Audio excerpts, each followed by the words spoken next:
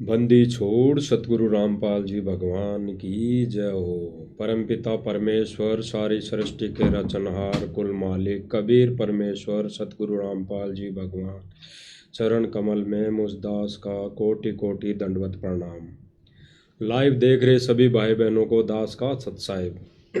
भाई और बहनों, मालिक की रजा, मालिक की दया, मालिक की बड़ी मेहर, आज फिर मालिक की दया से लाइव आए हैं। लाइव का जो मुद्दा है, रीज़न है, वो भाई और बहनों निष्पक्ष का है। निष्पक्ष होकर इस भक्ति मार्ग पर चलने का है। भाई और बहनों, आश्रम मैनेजमेंट वाले हमारे ही भाई बहन हैं, हमारे कोई वो दुश्मन नहीं है। लेकिन वर्तमान समय में जो वो कार्य कर रहे हैं, वर्तमान समय में जो वो अपने मनमते से, मनमुखी तरीके से जो सारा कार्य कर रहे हैं, ये आध्यात्मिक दृष्टि से कितना सही है, कितना सत्य है, इस पर हमने विचार विमर्श करना है। भाई और बहनों, अगर हम देखा देखी में चलेंगे, अगर हम एक दूसरे की देखा देखी में चलेंगे या आश्रम मैनेजमेंट वालों की देखा देखी करेंगे या उनके हिसाब से हम चलेंगे, तो भाई और बहनों आध्यात्मिक मार्ग में हम मार खा जाएंगे। हम भक्ति मर्यादा से दूर हो जाएंगे।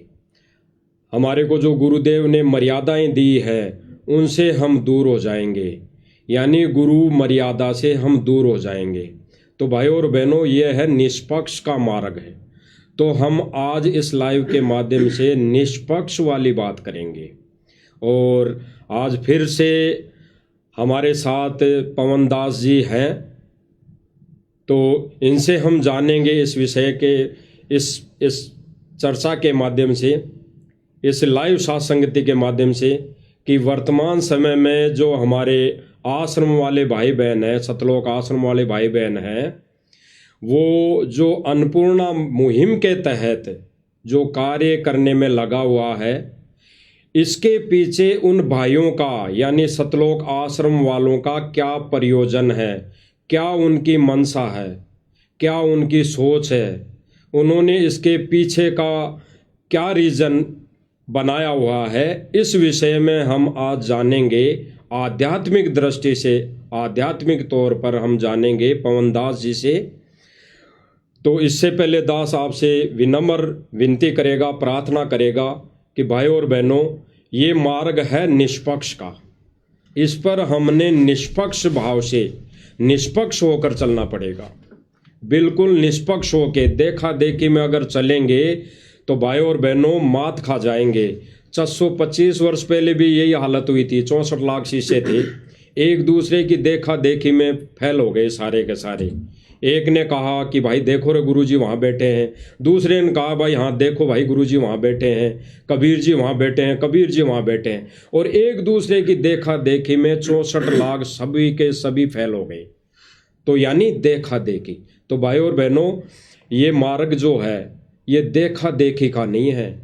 कि सतलोक आश्रम वाले भाई बहन अगर वो कोई चीज़ कर रहे हैं, कोई क्रिया कर रहे हैं किसी मुहिम के तहत या किसी संस्था के तहत, तो उसके पीछे लगना कितना हमारा हानिकारक सिद्ध हो सकता है, इस विषय में हम जानेंगे आज पवन दास जी से। कि जो सतलोक आश्रम वाले भाई बहन हैं, भाई हैं, कोऑर्डिनेटर हैं, बड़े बड़े सेवादार हैं, वो इस अन्नपूर्णा मुहिम के तहत जो कार्य कर रहे हैं, लोगों की मदद कर रहे हैं, फ्री में मकान बना रहे हैं, फ्री में कोई पानी निकाल रहे हैं, मोटरें पाइप दे रहे हैं, तो इनके पीछे इनका क्या रीज़न है, क्या इनका प्रयोजन है, क्या इनकी मनसा है, तो हम आज जानेंगे पवन दास जी से। तो सभी भाई बहन विशेष तौर से, गहराई से चिंतन मनन इस पर हमने करना है, क्योंकि देखा देखी का मार्ग नहीं है। तो हम आज पवन दास जी से जानेंगे। तो बताएं पवन दास जी, आज जो ये वर्तमान में मुहिम चल रही है, ये सतलोक आश्रम की तरफ से, ये आध्यात्मिक दृष्टि से कितना सही है, या कितना इसको गुरुजी के ज्ञान आधार से कितना इसको आप इसको मानते हैं, किस दृष्टि से इसको देखते हैं?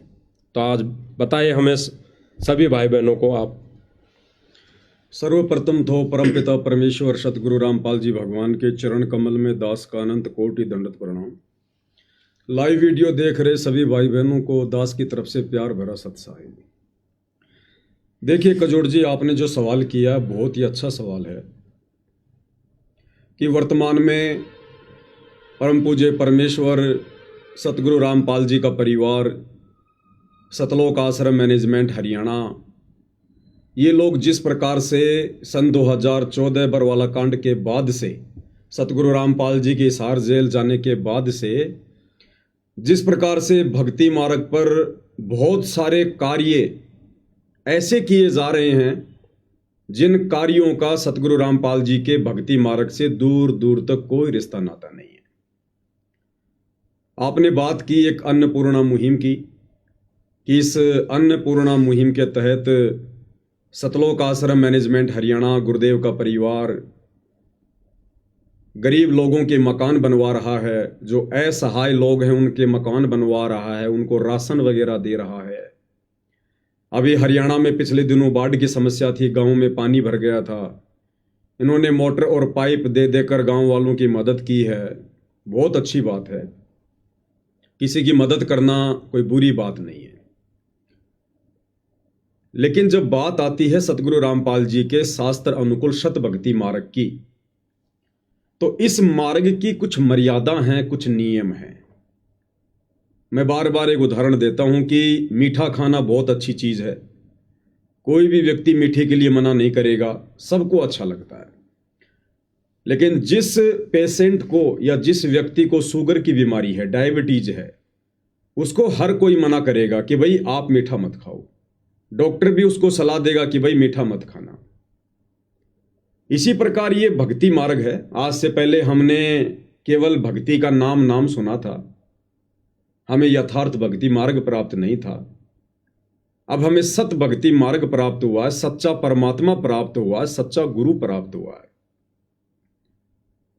तो यहां मर्यादा भी कुछ विशेष हैं।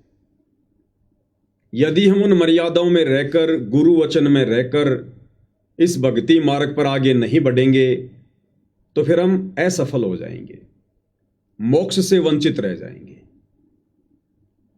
तो गुरुदेव ने हमें बताया कि बच्चों, ये इस प्रकार के कार्य करने वाले काल के लोक में काल के व्यक्ति बहुत है। आप सरपंच चुनते हैं, एमएलए चुनते हैं, विधायक चुनते हैं, एमपी चुनते हैं, मुख्यमंत्री चुनते हैं, प्रधानमंत्री चुनते हैं। क्यों चुनते हैं? विकास के कार्यों के लिए, गरीब और असहायों की मदद के लिए, बिजली, पानी, रोड, सड़कें, ये सब ठीक करवाने के लिए। तो गुरुदेव ने कहा कि बच्चों, हमारा मार्ग अलग है, भिन्न है। इन सरकारों की व्यवस्था भी परमात्मा जी ने ही कर रखी है आम जन की सुविधाओं के लिए।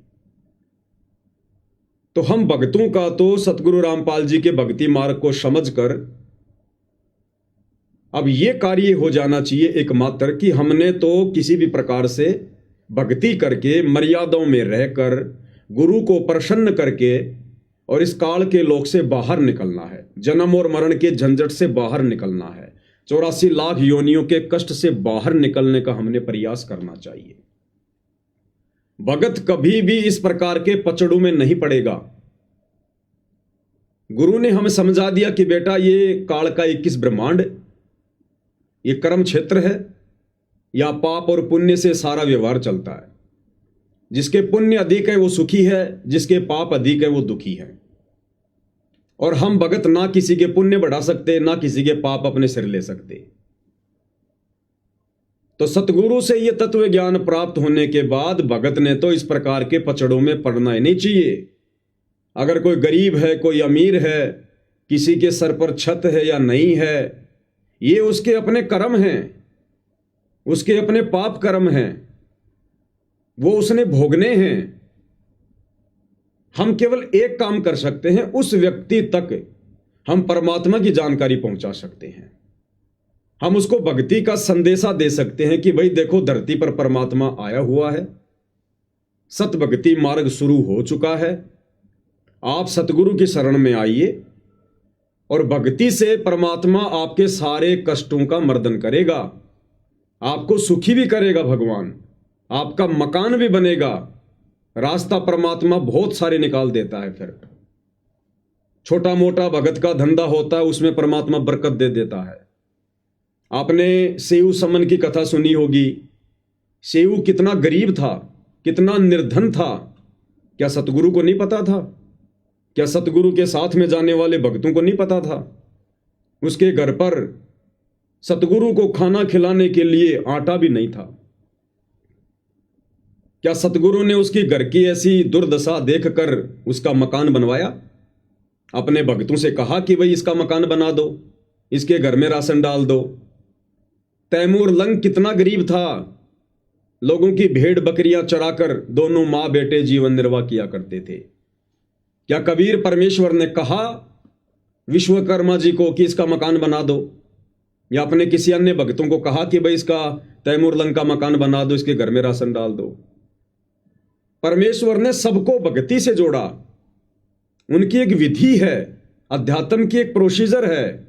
सतगुरु कभी मर्यादा भंग नहीं करता। और जब उन आत्माओं ने भक्ति करनी शुरू की, सतगुरु को प्रसन्न किया, तो सेऊ सम्मन को परमेश्वर ने इतनी बरकत दे दी, इतनी बरकत दे दी, वो गरीब व्यक्ति उसी जन्म में दिल्ली का 1 नंबर का सेठ बन गया। 1 नंबर का सेठ। तैमूर लंग को परमात्मा ने अहरण के नीचे शौपन में दिखा दिया कि बेटा यहां पर धन छुपा हुआ है, और धीरे धीरे निकालना ताकि किसी को शंका ना हो।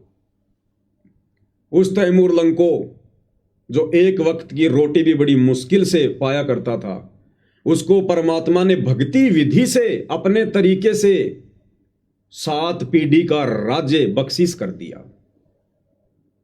तो गुरुदेव भगवान कहते हैं कि बच्चों, परमात्मा जब किसी को देता है तो उसके देने की विधि अलग है। एक सत्संग में गुरुदेव ने बताया कि बच्चों, वो परमात्मा भी यदि इस पृथ्वी पर आकर जनसाधारण जैसे ही कार्य करेगा तो फिर काहे का परमात्मा है? तो ये मकान तो सरकार भी बना के दे देती है, मकान तो कोई समाज सेवी संस्था भी बना के दे देती है, मकान गांव के लोग इकट्ठा होकर भी दे देते हैं बना के। तो ये तो जनसाधारण के जैसे कार्य हैं। परमात्मा जब करता है तो इनसे भिन्न करता है, अलग करता है।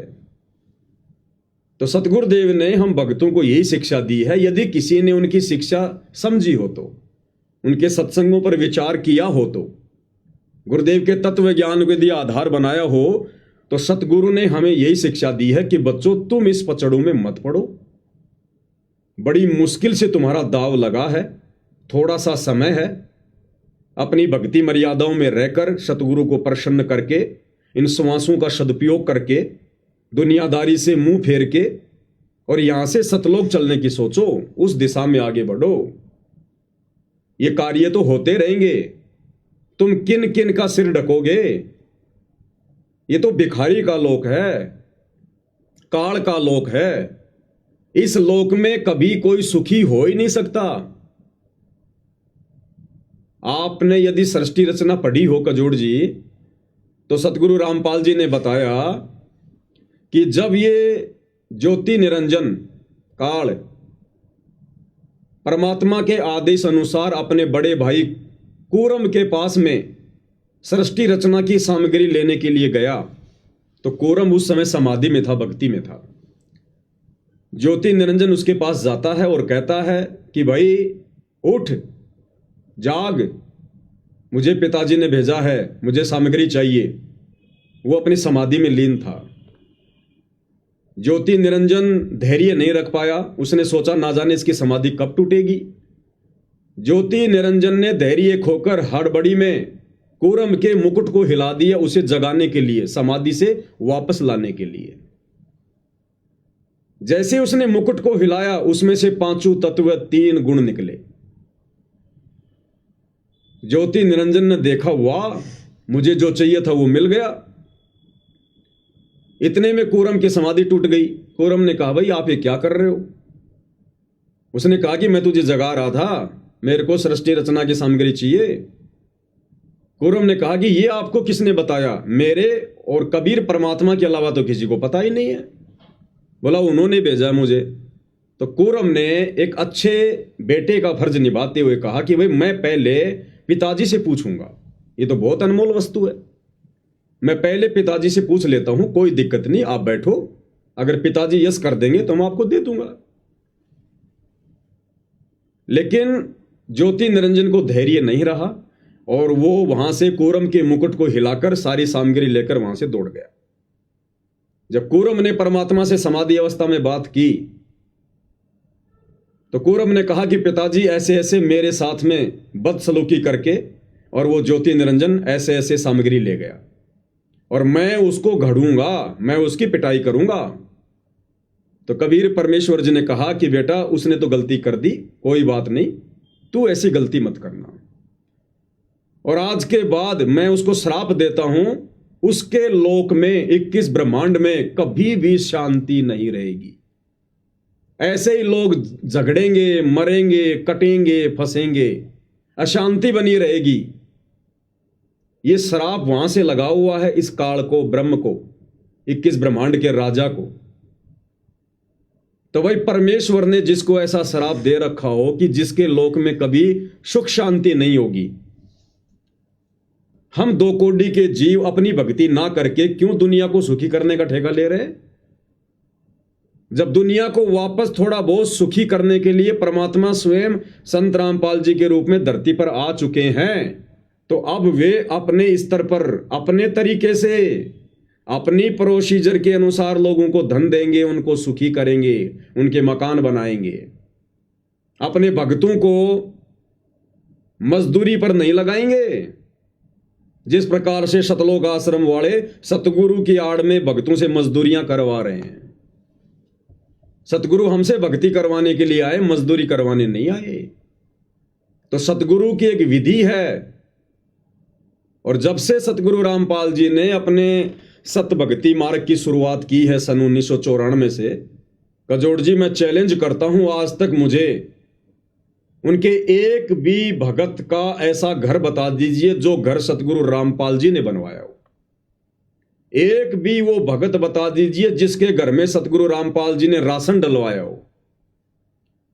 बाढ़ तो हरियाणा में आज से पहले भी कई बार आई है। एक भी गांव बता दीजिए जिस गांव में सतगुरु रामपाल जी ने मोटर और पाइप की व्यवस्था करवाई हो। वो ऐसा करवाएंगे नहीं, उनकी विधि अलग है। जिस प्रकार कोई भी रोगी रोड पे पड़ा हुआ है, कितना ही भयंकर रोग से ग्रस्त है, कितना ही दुखी है, डॉक्टर उसका रोड पर इलाज नहीं करेगा। डॉक्टर के नियम है, मर्यादा है, विधि है। आप विधिवत हॉस्पिटल में आइए, हॉस्पिटल में एडमिट होइए, अपना नाम गांव पता लिखाइए, उसके बाद डॉक्टर आपके रोग को भी चेक करेगा और जैसा भी रोग है उस अनुसार उसका ट्रीटमेंट भी करेगा। तो सतगुरु रामपाल जी परमेश्वर जी की आत्माओं को धनी बनाने की, स्वस्थ बनाने की एक प्रोसीजर है।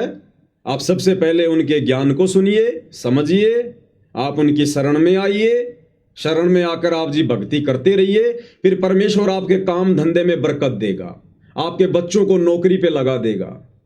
बहुत सारे तरीके हैं परमात्मा के पास में। और फिर सतगुरु अपनी वाणी में कहते हैं कि भाई कल्पे कारण कौन है, तू कर सेवा निष्काम और मन इच्छा फल देऊंगा जब पड़ेगा मेरे से काम। सतगुरु कहते हैं बेटा अब उपदेश लेकर तू निश्चिंत होकर मर्यादा में रह के भक्ति कर। ये विकल्प संकल्प करना छोड़ दे, ऐसा होगा वैसा होगा, ऐसा नहीं होगा। कहते हैं मन में कल्पनाएं करना छोड़ दे, अपने सतगुरु पर छोड़ दे। जहां तेरे को सतगुरु की आवश्यकता पड़ेगी, किसी भी आवश्यक वस्तु की आवश्यकता पड़ेगी, सतगुरु समय से पहले तेरे सामने हाजिर कर देगा। तो ये है सतगुरु की प्रोसीजर। सतगुरु अपने भक्तों को मजदूर बनाकर उनका समय और श्वासें बर्बाद नहीं करवाता। जिस प्रकार से हमारे सतलोक आश्रम वाले भाई, गुरुदेव का परिवार बेचारे भोले भाले भक्तों को मजदूर बनाकर आश्रमों पे आश्रम बनवा रहे हैं। एक अन्नपूर्णा मुहिम के तहत लोगों के मकान बनवा रहे हैं, लोगों के घरों में राशन बंटवा रहे हैं। फिर भक्ति कौन करेगा? क्या आवश्यकता पड़ेगी फिर आदमी को भक्ति करने की, सतगुरु रामपाल जी की शरण में आने की? अरे दुखी आदमी तो भक्ति पे जुड़ता है, भक्ति पे आता है। दुखी आदमी तो भगवान को ढूंढेगा, और आपने पहले उसको सुखी कर दिया, वो क्यों आएगा फिर परमात्मा की शरण में? और आ भी गया तो वो क्या निहाल करेगा? ऐसे ही मर्यादा तोड़ के चलता रहेगा, क्योंकि आपत्ति तो उस पर कोई है ही नहीं। अब सारी व्यवस्था आपने उसकी आगे से आगे कर ही दी है। तो सतगुरु रामपाल जी परमेश्वर जी के सतभक्ति मार्ग अनुसार जो प्रोसीजर वर्तमान में अन्नपूर्णा मुहिम के तहत किसी भी प्रकार के कार्य सतगुरु रामपाल जी का परिवार कर रहा है, ये सतलोक आश्रम मैनेजमेंट हरियाणा कमेटी कर रही है, ये गुरुदेव के भक्ति विधान अनुसार बिल्कुल गलत है। भगत समाज के ज्योति पाठ और दान के पैसे की बर्बादी की जा रही है। ये परीक्षा का समय है। काल भक्तों को हर प्रकार से मर्यादा तुड़वाकर सतगुरु से दूर करने की कोशिश कर रहा है, और काफी हद तक काल बली अपने इस षड्यंत्र में सफलता भी प्राप्त कर रहा है। क्योंकि नादान संगत भी, जिस प्रकार बिल्ली के आगे कबूतर आंख बंद करके बैठ जाता है, वो हालत इस नादान संगत की हो रही है। अब आपने कहा कि ये जो मकान बनाए जा रहे हैं अन्नपूर्णा मुहिम के तहत, तो भक्ति मार्ग में ये कहां तक सही है? और ये जो मकान बनाए जा रहे हैं इसके पीछे क्या इनका औचित्य है, क्या इनकी सोच है? देखिए कजोड़ जी, मैं स्पष्ट कर देता हूं, अगर सतगुरु रामपाल जी अगर इस प्रकार की किसी अन्नपूर्णा मुहिम के तहत लोगों के मकान भी बनवाना शुरू करेंगे, तो सबसे पहले वो अपने गरीब और निर्धन भक्तों के बनवाएंगे, अपने गरीब और निर्धन भक्तों के बनवाएंगे। बिल्कुल कजोड़ जी, कॉमन सेंस की बात है। आपके घर पर दूध देने वाली गाय है, आपके पड़ोसी के घर पर भी है। आप बाजार से उनका आहार लेके आएंगे, बिनोले लेंगे, खल लेके आएंगे, काकड़े लेके आएंगे, जो पशु आहार होता है। तो आप सबसे पहले कौन सी गाय या भैंस को खिलाएंगे? अपनी को या पड़ोस वाली को? वो तो खुद की को खिलाना पड़ेगा, खुद ही को खिलाना पड़ेगा ना। दूध देने वाली को ही खिलाना पड़ेगा, और दूध देने वाली को खिलाना पड़ेगा, क्योंकि वो और अधिक दूध देगी। सही बात। इसी प्रकार सतगुरु रामपाल जी ने भी अपने सत्संगों में बताया कि यदि आपने विशेष आदर और सम्मान देना है, विशेष सेवा करनी है, तो भक्तों की करो, क्योंकि भगत दूध देने वाली गाय है, क्योंकि वो भक्ति पर लगे हुए हैं, उनके पास में भक्ति धन जमा हो रहा है। यदि आप उनकी सेवा करोगे, उनसे प्यार प्रेम से बोलोगे, तो आपको सेवा का फल मिलेगा।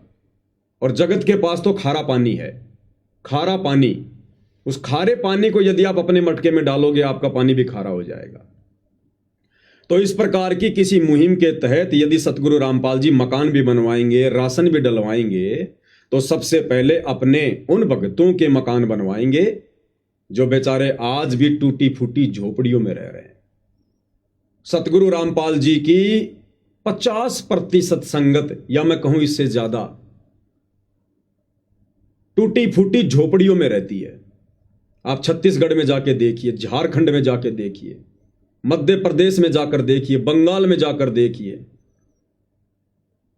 गरीबी रेखा से भी नीचे जीवन यापन कर रहे हैं संत रामपाल जी के 50% भगत। बहुत सारे भगत बेचारे पोस्ट वायरल करते हैं बरसात के समय में, उनकी झोपड़ी से पानी टपक रहा है, जहां उन्होंने अपने गुरु का दरबार लगा रखा, वहां पर पानी टपक रहा है। वो समर्थ नहीं है अपना मकान बनाने में,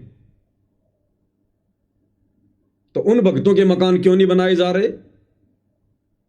एक भी भगत ऐसा बता दीजिए इस अन्नपूर्णा मुहिम के तहत जिसका मकान बनाया गया हो। ये सारे के सारे मकान अनउपदेशी, जगत वाले, आधी अधूरी भक्ति करने वाले, नशा करने वाले, इन लोगों के मकान बनाए जा रहे हैं। सतलोक आश्रम मैनेजमेंट हरियाणा कमेटी के संपर्क में, उनके रिश्तेदारी में, उनकी जान पहचान वालों के मकान बनाए जा रहे हैं, या फिर किसी गरीब और असहाय का मकान भी बनाया जा रहा है, तो ऐसे गांव में बनाया जा रहा है जहां पर इन आश्रम वालों को पब्लिसिटी मिल सके, इनको वहां पर चौधरी पड़ा मिल सके, इनको मान बढ़ाई मिल सके, इनको गांव वालों का समर्थन मिल सके, इनकी पब्लिसिटी हो जाए। ये ऐसे लोगों के मकान बना रहे हैं। अन्यथा मैं आपको एक वाकया बताता हूं, क्योंकि साध संगति के कार्यक्रमों में बिना सबूतों के, बिना प्रमाणों के कोई बात नहीं होती है। हरियाणा के हिसार जिले के चूली गांव की घटना है। चूली खुर्द हिसार में पड़ता है, गांव है चूली खुर्द। सतगुरुदेव जी के एक बहुत ही पुराने भगत हैं साधु दास जी। साधु दास जी ने भी सतगुरु से धनाना आश्रम में जाकर और फोन पर बात की और उन्होंने सतगुरु को अपनी आप बीती बताई, क्योंकि साधु दास जी का घर बिजली के शॉर्ट सर्किट के कारण पूरा का पूरा जल के सवा हो गया। शायद आपने वो वीडियो भी देखा होगा, अन्यथा आपको दिखाएंगे अभी आगे। पूरा घर उनका जल के सवा हो गया, पूरा सामान जल गया। खुद सतलोक आश्रम वाले वहां गए और उन्होंने वहां रिपोर्टिंग की, पूरा वीडियो बनाया, पूरा जायजा लिया। सारा घर बिल्कुल जल के नष्ट। और साधु दास जी ने जब सतगुरु से बात की तो सतगुरु ने हिसार जेल से फोन पर आदेश दिया सतलोक आश्रम वालों को, अन्नपूर्णा मुहिम वालों को, कि भाई आप इस भगत का घर पहले से भी कहीं अच्छा बना दो, पहले से भी बढ़िया घर बनाओ इस भगत का। साधु दास जी बड़े प्रसन्न हुए कि परमात्मा ने दया कर दी, अपने घर पर आ गए। उसके बाद आश्रम वाले गए उस घर का जायजा लेने के लिए। सारा जायजा लिया, सब कुछ देखा। थोड़ा सा मैं पहले आपको वो वीडियो दिखा देता हूं एक बार लाइव में, किस प्रकार से सतलोक आश्रम वाले वहां गए और जो भगत रिपोर्टिंग कर रहा है, जो पत्रकारिता कर रहा है, वो भी भगत है। बाकायदा उसने सब कुछ देखा और क्या कुछ कहा, ये वीडियो आप जी देखिएगा पूरा ध्यान से।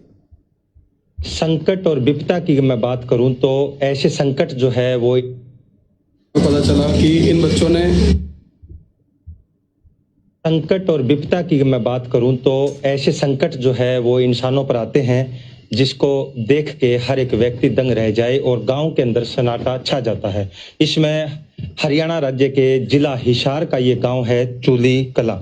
चूली कला खुर्द और चूली कला और खुर्द जो है ये एक साथ ही दोनों गांव हैं। इसके अंदर मैं मौजूद हूं और यहाँ की अगर बात की जाए तो यहाँ पर जो है बड़ा एक संकट आया और संकट के बाद जो है घर के अंदर जो है पूरा का पूरा जो सामान जलकर खाक हो गया। ऐसी संकट की घड़ी में अगर मैं बात करूं कि मदद किसने की, तमाम वो बातें भी होंगी और हमारे साथ ग्रामीण भी मौजूद है। सबसे पहले मैं ये जो मकान आपको दिखाना चाहूँगा, इसके अंदर की मैं तस्वीरें दिखाऊंगा आपको। ये जो सोने का माचा है, ये जो है वॉशिंग मशीन, ये रबड़ किस तरीके से पिघला है, कितनी बड़ी ये आपदा थी, ये आप देख सकते हैं। और ये सामान मैं दिखाना चाहूँगा, ये जला हुआ सामान है सारा का सारा। ये बहुत बड़ा एक संकट था जिसके अंदर पूरा घर का जो सामान जलकर खाक हो गया। अभी मेरे साथ जो है यहाँ के जो गांव के सरपंच हैं, घर के जो मालिक हैं साधु राम जी, उनसे भी मैं मिलूंगा। छत भी बढ़ गई, इसके वॉशिंग मशीन, एलईडी वगैरह, मतलब बहुत काफी नुकसान सारा। हाँ, सब माचे मुचे और सब। सतीश जी थोड़ा सा दिखाना एक बार है, बैटरी लेना बेनी वाला जी, बैटरी लेना। ये देखो, आप धीरे धीरे आना भाई, कैमरामैन से कहूंगा थोड़ा सा दिखाना। ये देखो ये क्या क्या हालात बीतते हैं। ये देखो सारा सामान जल के जो है ना खाक हो गया। ये जो तमाम जो सामान है घर का, और कैमरामैन से बस थोड़ा सा यही कहूंगा, यहाँ जो है इनका टीवी था या जो भी था और शॉर्ट सर्किट हुआ जी। ये यहाँ पर डोरी थी, वहाँ पर शॉर्ट सर्किट से आग लगी है और आग लगने के बाद में ये काट गई है, ये भी जली हुई है। ये छत कभी भी गिर सकती है क्योंकि पूरी तरह जल गई थी और इसको बाद में बुझाया गया है। हम भी अब खतरे में ही खड़े हैं, वैसे ये कभी भी टूट सकती है। कड़ियां जो है मकान की वो जल चुकी हैं। मैं दिखाना चाहूंगा आपको, आप थोड़ा सा आगे ले कैमरा। हाँ बिल्कुल, ये जो कड़ियां आप तस्वीरों में देख रहे हैं ना, हाँ ये सारी जल चुकी है ना जी, सारी जल चुकी हैं ये कड़ियां। बिल्कुल।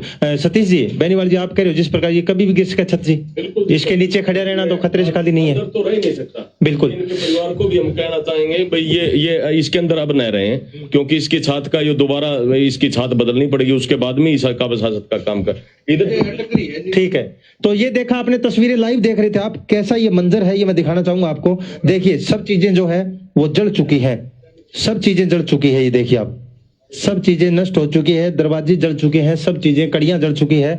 और ये देखिए कपड़े, देखिए सब कपड़े जो है वो जले हुए पड़े हैं।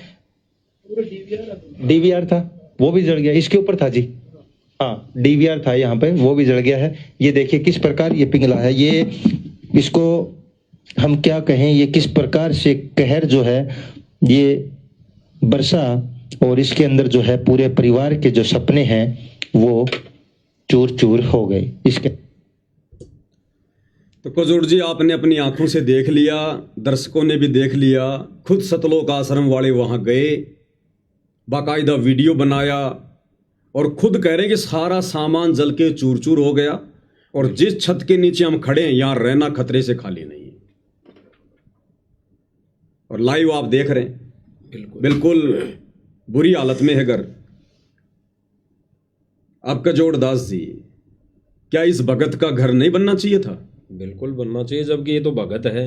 भगत है ना, बिल्कुल इनका तो और भी जल्दी बनना चाहिए। पहले बनना चाहिए। जगत वाले तो झूठ बोलकर भी बना सकते हैं, खुद के घर को जलाकर भी बिल्कुल नया बनवा सकते हैं। बिल्कुल। उसके बावजूद भी आज कई महीने बीत गए, इस भगत का घर नहीं बनाया गया, इसको मना कर दिया गया सतलोक आश्रम मैनेजमेंट हरियाणा ने, गुरुदेव के परिवार ने। और कारण क्या बताया कि आपके घर पर तो एक मोटरसाइकिल और एक छोटा हाथी टेम्पू अभी शेष है, हम आपका घर नहीं बना सकते। भाई, जब सतगुरुदेव जी ने आदेश दे दिया, क्या हिसार जेल में बैठे उस अंतर्यामी भगवान को, ये आश्रम वाले कहते हैं ना वो तो भगवान है, भगवान है, तो भगवान तो अंतर्यामी होता है। तो जब भगत ने प्रार्थना की थी तो क्या भगवान की आंखों के सामने मकान नहीं आया होगा? तो भगवान ने भी सोच समझ के आदेश दिया होगा ना।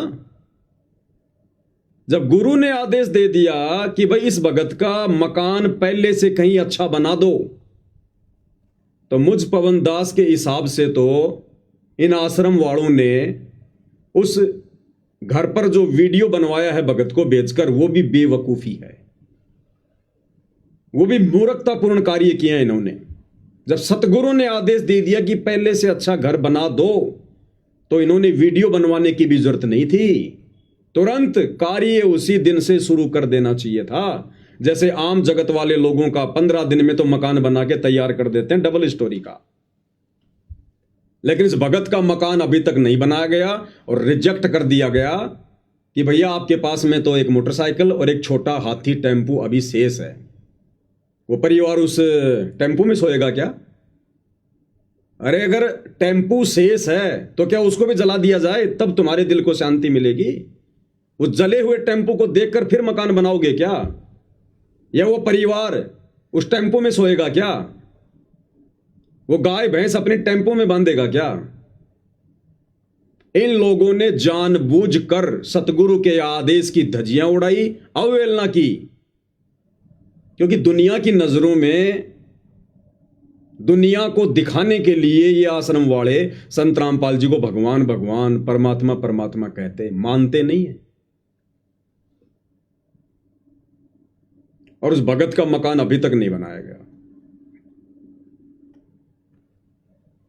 क्योंकि अगर भगत का मकान वो बनवा देते तो इन लोगों को चौधर नहीं मिलती, इन आश्रम वालों को पब्लिसिटी नहीं मिलती, मजा नहीं आता फिर उस भगत के घर का उद्घाटन करने में, किसी गांव के सरपंच विधायक को बुलाकर उसके हाथों में उस घर की चाबी देने में मजा नहीं आता।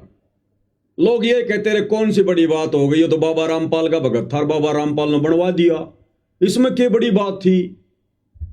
इनको पब्लिसिटी नहीं मिलनी थी, वहां पर जो मान बढ़ाई की इनको भूख है वो नहीं मिलनी थी इनको। तो जानबूझकर इन्होंने अपने गुरु के आदेशों की अवहेलना की, जबकि गुरु ने आदेश दे दिया उस भगत को।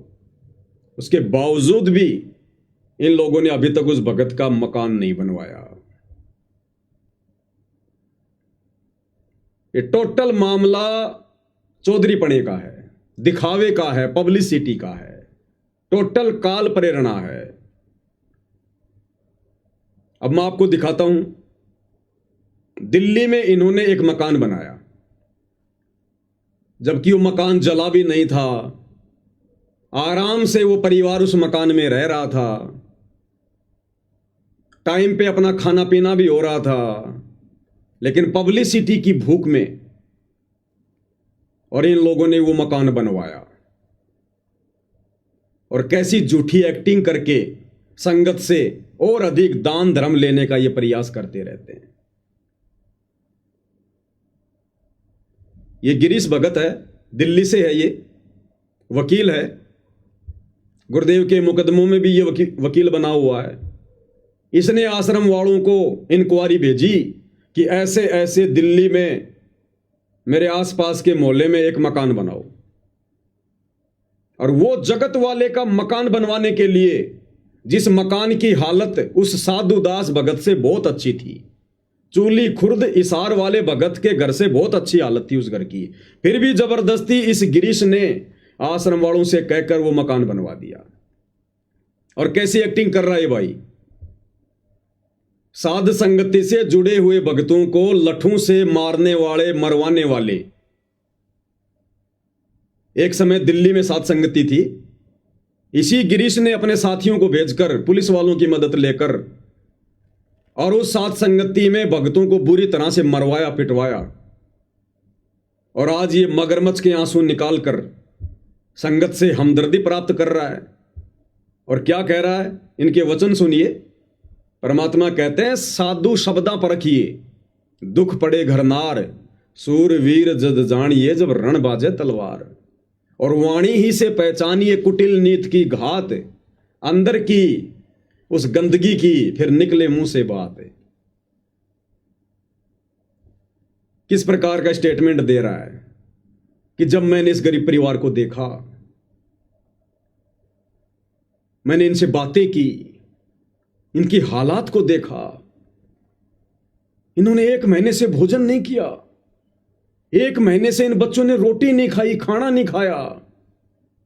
मैंने तुरंत सतगुरुदेव जी को फोन लगाया, प्रार्थना लगाई कि हे गुरुदेव, 1 महीने से इन बच्चों ने भोजन नहीं किया। मतलब गुरुदेव अंधे हैं, गुरुदेव को दिखाई नहीं देता कि दुनिया में कौन भोजन कर रहा है, कौन नहीं कर रहा है। गुरुदेव अंतर्यामी नहीं है, इनको दिखा तो इन्होंने गुरुदेव को दिखाया कि देखो गुरुजी, आप तो आंखें बंद करके बैठे हुए हो, दुनिया में कितनी आपत्ति आ रही है, दुनिया कितनी दुखी है। 1 महीने से इन बच्चों ने भोजन नहीं किया। आप इसकी एक्टिंग देखिए एक बार, ये मगरमच्छ के आंसू देखिए आप एक बार, जिन आंसुओं के पीछे ये नादान संगत बेचारी पागल होकर इनको ज्योति पाठ और दान का पैसा देकर अपने कर्म फोड़ रही है। ध्यान से सुनिए। क्या कहना चाहेंगे? अभी इनका बाथरूम भी ऊपर है, इन बच्चियों को आने जाने में दिक्कत होती है। देखिए, कह रहा कि गिरीश जी आप क्या कहेंगे, इन बच्चियों का बाथरूम ऊपर है, इनको आने जाने में दिक्कत होती है। भगत का तो मकान जल गया, उसमें दिक्कत नहीं, और वो दिल्ली वाला परिवार जिसके घर के ऊपर उनका बाथरूम, कह रहा है इनको ऊपर जाकर बाथरूम करने में भी दिक्कत हो रही है, बाथरूम भी नीचे बनवा दो। कजोड़ जी एक्टिंग ध्यान से सुनिएगा। ये तो अच्छा हुआ ये लोग बंबई की तरफ नहीं गए, नहीं तो सलमान खान को और इन सबको तो इस्तीफा ले लेना पड़ जाता। सुनिएगा। जाने में दिक्कत होती है। देखिए, जो संत रामपाल जी महाराज जी ने किया है ना, वो इस मतलब पूरे ब्रह्मांड में कोई नहीं कर सकता है। ये बच्चे पिछले 1 साल से, क्योंकि आज 1 साल हो गया इनके पिताजी को, मतलब जो मृत्यु हुई थी, 1 साल से ये बच्चे बिल्कुल अनाथ का जीवन व्यतीत कर रहे हैं। और मतलब ठीक है, पड़ोसियों ने जितनी उनसे उनका बना, पड़ोसियों ने मदद की। और जब पहली बार जब हम इन बच्चों के पास आए तो हमें पता चला कि इन बच्चों ने 1 महीने से रोटी तक नहीं खाई है। और जब पहली बार जब हम इन बच्चों के पास आए तो हमें पता चला कि इन बच्चों ने 1 महीने से रोटी तक नहीं खाई है। इन बच्चों ने 1 महीने से रोटी तक नहीं खाई है। और ये जहां जहां इनके मान सम्मान के कार्यक्रम आयोजित हो रहे हैं वर्तमान में गांव में, जो गांव वाले संत रामपाल जी को सम्मान देने के लिए आते हैं, वहां ये वीडियो चलाए जाते हैं। और नादान संगत इन लोगों की झूठी इस रुआई को देखकर, मगरमच्छ के आंसुओं को देखकर बढ़ चढ़ के दान कर रही है काल प्रेरणा से। कह रहा कि 1 महीना हो गया, इन बच्चों ने भोजन तक नहीं किया, भोजन तक। 1 महीना? 1 महीना। सुनिए। तो इस तरीके की चीजें जब पता चली ना, तो हमारे हृदय से ऐसे मतलब दर्द हुआ हमें कि भाई मतलब इस काल के लोक में, जैसे संत रामपाल जी महाराज बताते हैं ना, वाकई में ये इतने दुखी बच्चे हैं, मतलब इनका आगे पीछे कोई भी नहीं था। तो हमने तुरंत जो है संत रामपाल जी महाराज को प्रार्थना करी कि बंदी छोड़। इस तरीके की दुर्दशा हो रही है बच्चों की और इतने दुखी बच्चे, हमने तुरंत जो है संत रामपाल जी महाराज को प्रार्थना करी कि बंदी छोड़। इस तरीके की दुर्दशा हो रही है बच्चों की और इतने दुखी बच्चे सब। भाई और बहनों, ये भावनाओं में बहकर निर्णय लेने का समय नहीं है। इसी प्रकार से तो राजा जनक को काल ने ठग लिया था। जब वो स्वर्ग में जा रहा था विमान में बैठ के, तो काल ने राजा जनक को ठग लिया। नरक में 12 करोड़ आत्माओं की वो चित्कार, वो पुकार राजा जनक के कानों में डाल दी। अब इन भक्तों की ये झूठी चित्कार, ये पुकार, ये मगरमच्छ के आंसू, ये एक्टिंग इन नादान संगत को सुनाई जा रही है, ताकि संगत इन कुपात्रों को आंख बंद करके और पैसा दे, और ये कुपात्र उस पैसे का इसी प्रकार से दुरुपयोग करते रहे। कह रहा 1 महीने से इन बच्चों ने कुछ नहीं खाया। कजोरदार जी वो तो चलो बच्चे थे जिन्होंने 1 महीने से कुछ नहीं खाया इन लोगों के अनुसार।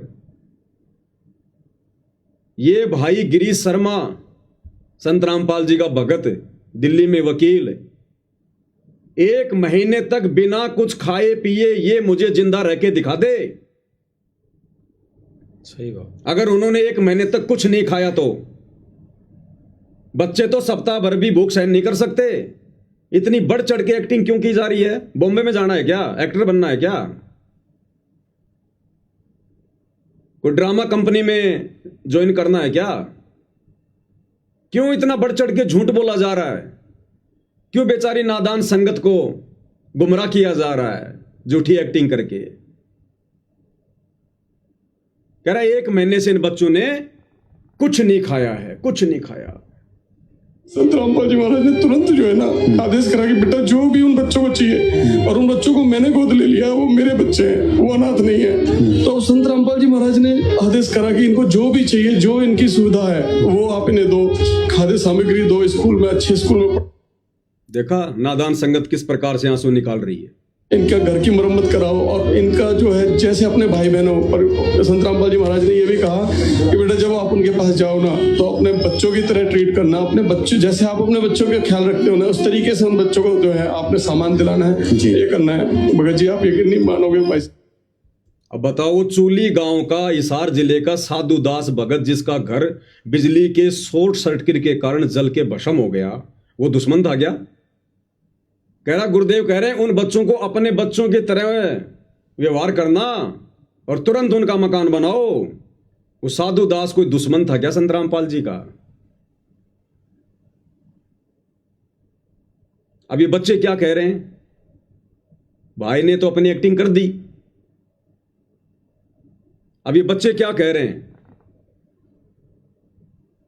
खुद सतलोक आश्रम वाले माइक हाथ में लेकर कह रहे हैं कि बच्चों को समय पे भोजन भी नहीं मिलता, ये भी नहीं मिलता। और कह रहा जिस दिन इनको रोटी सब्जी नहीं मिलती उस दिन ये दूध और ब्रेड खाते हैं। जिस दिन इन बच्चों को सब्जी रोटी नहीं मिलती है, कह रहा ये बच्चे खुद कह रहे हैं कि उस दिन हम तो दूध और ब्रेड खाते हैं। कजोड़दास जी मुझे ये बताइए, रोटी सब्जी ज्यादा महंगी है या दूध और ब्रेड ज्यादा महंगा है? बताइए। वो तो दूध ही महंगा है, ब्रेड महंगी है। आटे से महंगी ब्रेड और सब्जी से महंगा दूध। बिल्कुल। और बच्चे कह रहे हैं जिस दिन हमें रोटी नहीं मिलती हम तो दूध और ब्रेड खाते हैं। किसने कह दिया? हम 1 महीने से कुछ खाए नहीं। वो भगत होकर झूठ बोल रहा है, ये बच्चे होकर, जगत वाले होकर बिल्कुल सत्य बोल रहे हैं। सत्य बोल रहे हैं। क्या कह रहे हैं? खुद आश्रम वाले, सा न्यूज चैनल वाले रिपोर्टिंग कर रहे हैं और कह रहे हैं कि जिस दिन इनको सब्जी रोटी नहीं मिलती, भोजन नहीं मिलता, उस दिन ये बच्चे दूध और ब्रेड खाकर काम चलाते हैं। सुनिएगा इनकी वो भाई। आइए अब मिलते हैं बच्चों से और सुनते हैं कि वे कैसे इन हालातों में जी रहे हैं। बारिश आ जाए तो पानी भर जाता है, घर में पानी भर जाता है जी, और सब जगह से चोने लगता है, किचन भी चोता है जी। कजोड़दास जी, दिल्ली में लाखों की संख्या में ऐसी झुग्गी झोपड़ियां होंगी बारिश के समय में जो पानी टपकता है। बिल्कुल। उन लाखों में से 50,000 के तो माँ बाप भी नहीं होंगे, बेचारे यहां वहां से कचरा चुन के, भीख वाक मांग के अपना काम चलाते हैं। इनको पूरी दिल्ली में एक ही गरीब परिवार दिखाई दिया क्या? अरे लाखों की संख्या में तो दिल्ली की सरकार ने चिन्हित कर रखे हैं। अगर इनको नहीं मिल रहे हैं तो दिल्ली की सरकार से जाके बायोडाटा ले लो, अगर तुम्हें इतनी ज्यादा हमदर्दी हो रही है तो। अगर इस अन्नपूर्णा मुहिम के तहत हर व्यक्ति का घर बनाना है गरीब का, तो दिल्ली की सरकार से बायोडाटा ले लो, तुरंत देगी। पूरी दिल्ली में इनको एक ही घर दिखाई दिया अभी तक। मैं तो इन भाइयों को कहता हूं कभी सुबह सुबह फ्रेश होने के लिए अपने घर से बाहर निकलकर दिल्ली की रेलवे लाइन पर जाइए और आपको कई किलोमीटर तक आपको ऐसे ऐसे घर और मकान और लोग दिखाई देंगे जिनकी हालात इन बच्चों से भी गई गुजरी है। कईयों के पास तो घर ही नहीं है, घास फूस डाल के झोपड़ी बना के रह रहे हैं। तो बनाओ ना मकान।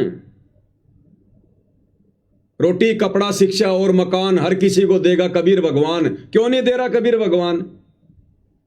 पैसे की कमी आ गई कबीर भगवान के पास, मजदूरों की कमी आ गई कबीर भगवान के पास।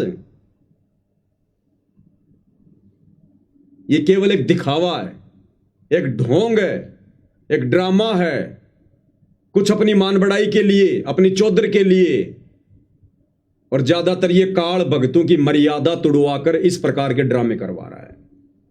मेन मकसद है आत्माओं की मर्यादा तुड़वाना, सतगुरु के वचन की अवहेलना करवाना। इस परीक्षा के समय में भगत अपनी श्वासों का, अपने समय का सदुपयोग ना कर लें, उसके लिए काल ने इन आश्रम वालों को खड़ा कर रखा है। और ये नादान संगत बेचारी षड्यंत्र को समझ नहीं रही है। ये सूक्ष्म मार्ग है सतगुरु का। काल कसाई तक तक मारे, पग पग पे यो बाणा। संगत समझ नहीं पा रही षड्यंत्र को।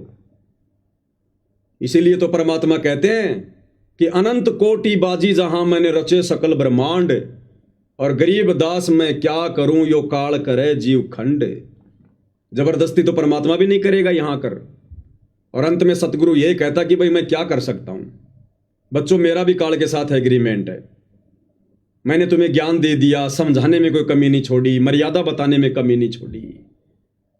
अब यदि तुम मेरे वचन की अवहेलना करोगे, देखा देखे में भेड़ चाल में मेरे परिवार की पूंछ पकड़ के चलोगे, मेरे ज्ञान को आधार नहीं बनाओगे, काल के सूक्ष्म जाल में फंसोगे, तो भैया मैं कुछ नहीं कर सकता। मेरा तो काल के साथ वचन है कि परमात्मा आप नीचे जाना, अपना ज्ञान समझाना, जो आपके ज्ञान को माने, आपकी मर्यादाओं में रहे, उसी को सतलोक लेकर जाना, बाकी को छोड़ देना। तो गुरु क्या करे भाई? इसलिए गुरु कह रहा है गरीब दास मैं क्या करूं यो काल करे जीव खंड। ये काल मेरी आत्माओं की मर्यादा तोड़वा देता है, उनको बहका के मेरे नाम पर कि जाओ जोग जीत संसारा, जीव न माने कहा तुम्हारा, तुम्हारा नाम ले वाद बढ़ाऊं, या विद जीवों को भरमाऊं। कि तेरा ही नाम ले लेके तेरे भक्तों को भ्रमित करूंगा। अगर संगत इन वचनों को ध्यान से सुन लेती, चिंतन मनन कर लेती गुरु के वचनों पर, सत्संगों पर, आज ये नादान संगत अपने सुपात्र सतगुरु को छोड़कर इन कुपात्र सतलोक आश्रम वालों के हाथों में ज्योति पाठ और दान का पैसा ना देती अपने कर्म फुड़वाने के लिए। तो बच्चे क्या कह रहे हैं, आश्रम वाले खुद ही कह रहे हैं कि जिस दिन भोजन नहीं मिलता उस दिन तो ब्रेड रोटी खाते हैं, ब्रेड दूध। जी और जैसे ऊपर लैट्रिन तो टूटी हुई है। लेटरिन भी टूटी है, हाँ जी देखा बेटा। तो बस। और बेटा खाने पीने का कैसे चलता है? जब खाने पीने का होता है तो हम खा लेते, नहीं होता है तो ले आते हैं। अगर कुछ मिल जाता है, कोई दे जा तो खा लेते हैं, ना तो दूध ब्रेड खा के अपना काम चला लेते हैं। बेटा आपको क्या तकलीफ है? कहते कुछ खाने को मिल जाता तो ठीक है, नहीं तो दूध और ब्रेड खा के अपना काम चला काम लेते हैं। चला लेते हैं। मतलब बच्चों ने ये नहीं कहा कि हम भूखे मर रहे हैं, 1 महीना हो गया हम भूख से मर रहे हैं। उन बच्चों ने नहीं कहा कि तुम हमारा मकान बनाओ, हमारे घर में राशन डालो, नहीं। काल बहुत चतुर है। जब कल को ये बातें ऊपर होंगी धर्मराज के दरबार में तो काल कह देगा जी मैंने कौन से दिन कहा था कि जी जो आपकी शरण में नहीं है, जो मेरे अंडर में है, आप उनका मकान बनाओ। मेरा और आपका तो एग्रीमेंट था कि जो भक्ति करेगा वो आपका, उसके लिए आप जो मर्जी करो, और जो भक्ति नहीं करेगा वो मुझ काल का। आप दखलंदाजी मत करना बीच में। फिर आपने क्यों जबरदस्ती मकान बनवाए? क्यों जबरदस्ती आपने उनके घर में राशन डलवाया? जैसे उनके कर्म थे वो भोग रहे थे। अगर आपने राशन डलवाना था, आपने मकान बनवाना था, पहले आप उनको अपने शरण में लेते, पहले आप उनको अपना बनाते। ये काल इस प्रकार से कर्मों में फेरबदल करवा के, हेरा फेरी करवा के वर्तमान में इन आश्रम वालों के माध्यम से नादान संगत की मर्यादाएं तुड़वा रहा है। ये सारा का सारा मामला चौधर का है, मान बढ़ाई का है। इन सतलोक आश्रम वालों की बुद्धि पूरी तरह से भ्रष्ट है, काल प्रेरित है। इस नादान संगत को समझ में नहीं आ रही है ये बात है। और जिस समय नादान संगत को समझ में आएगी उस समय ये संगत वापस भक्ति मार्ग पर नहीं आ सकती। सतगुरु की पहुंच से बहुत दूर निकल चुकी होगी।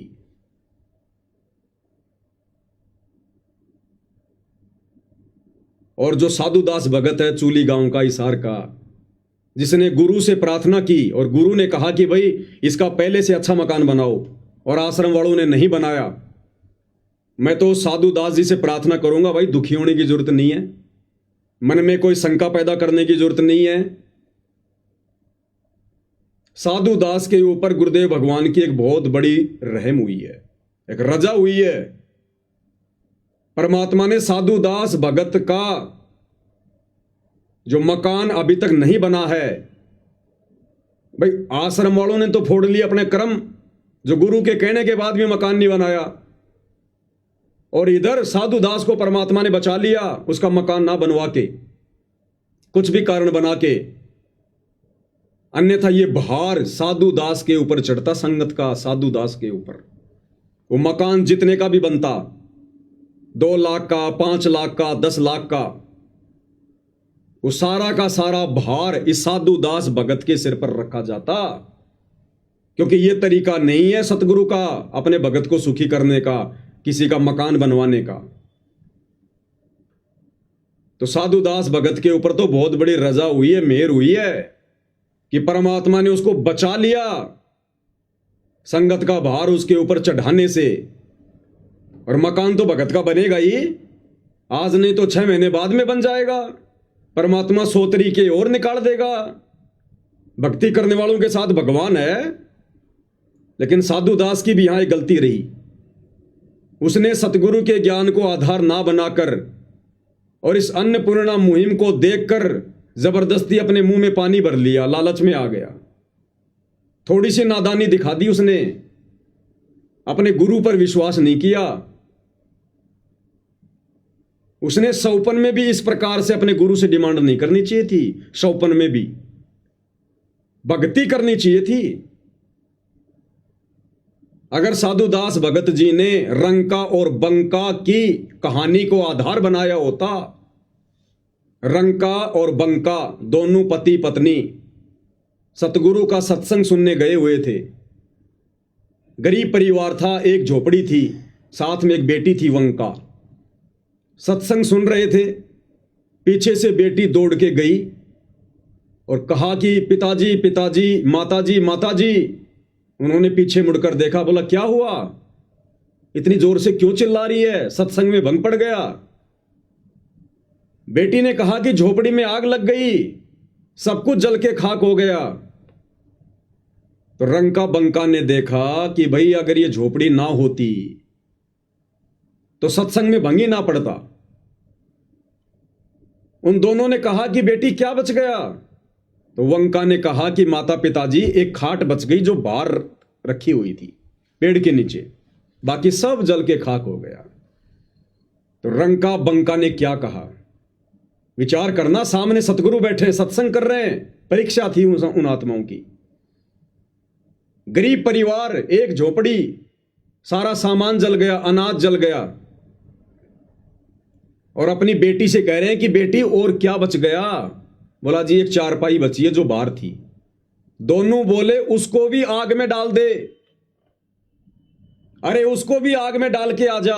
अगर वो चारपाई ना बचती तो तू दौड़ के ना आती, सत्संग में भंग नहीं पड़ता, बेटा उसको भी आग में डाल के आ जा। बेटी भी आज्ञाकारी थी, तुरंत गई, उस खटिया को भी आग में डाल के वापस सत्संग में आके बैठ गई। और आराम से तीनों प्राणी सतगुरु का सत्संग सुन रहे हैं। घर की कोई चिंता नहीं, रात को कहां रहेंगे, क्या खाएंगे, कोई चिंता नहीं। सामने सतगुरु बैठे हैं। सत्संग के बाद भी सतगुरु से प्रार्थना नहीं की कि सतगुरु मेरा मकान जल गया, हे सतगुरु हम झूठ नहीं बोल रहे, हे सतगुरु देखो सत्संग में हमारी बेटी दौड़ के आई थी। अपने सतगुरु से प्रार्थना भी नहीं की कि हमारा मकान जल गया, उनकी परीक्षा थी। सतगुरु ने भी कुछ नहीं कहा, दंडवत प्रणाम किया, तीनों वापस घर। अब घर कहां रह गया, झोपड़ी जल गई, खाक हो गई, राख हो गई। पूरी रात झोपड़ी के आगे जो पेड़ था उसके नीचे बैठे रहे और परमात्मा की चर्चा करते रहे कि देखो आज सतगुरु ने कितना अच्छा ज्ञान बताया, सतगुरु ने नजर निहाल कर दिया। भाई हमारे धन भाग जो हमें ऐसे पूर्ण गुरु मिले, ऐसा ज्ञान ना आज तक कभी सुना, ना किसी ने सुनाया।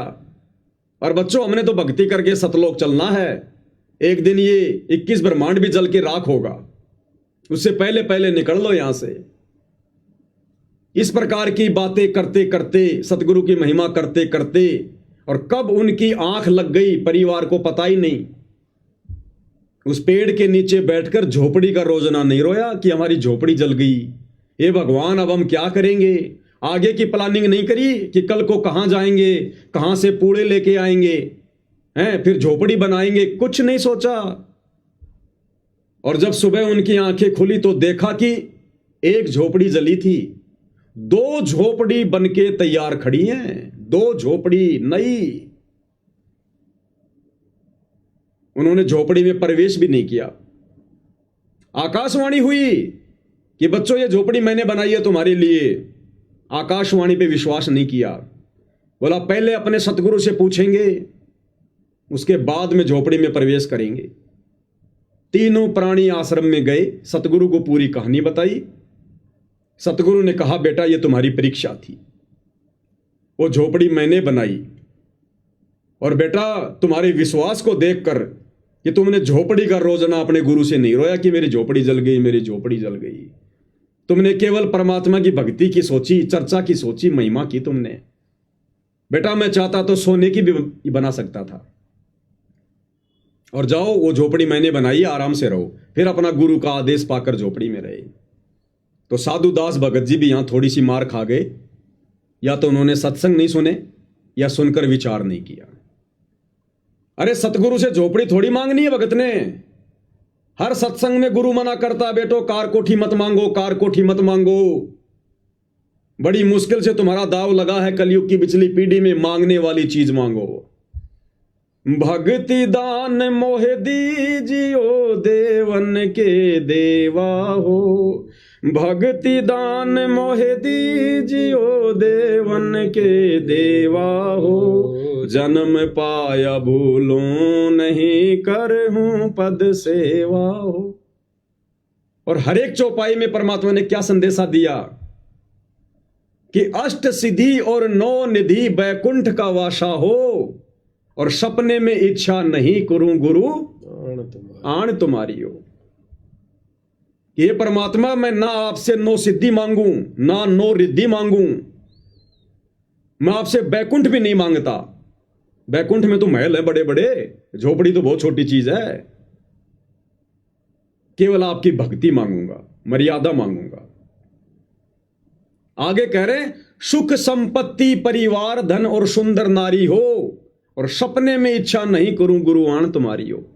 ये परमात्मा, मुझे इस गंदे लोक की कोई सांसारिक वस्तु नहीं चाहिए, कोई सुख नहीं चाहिए, मुझे कोई झूठी संपत्ति नहीं चाहिए, मुझे केवल आपकी भक्ति चाहिए।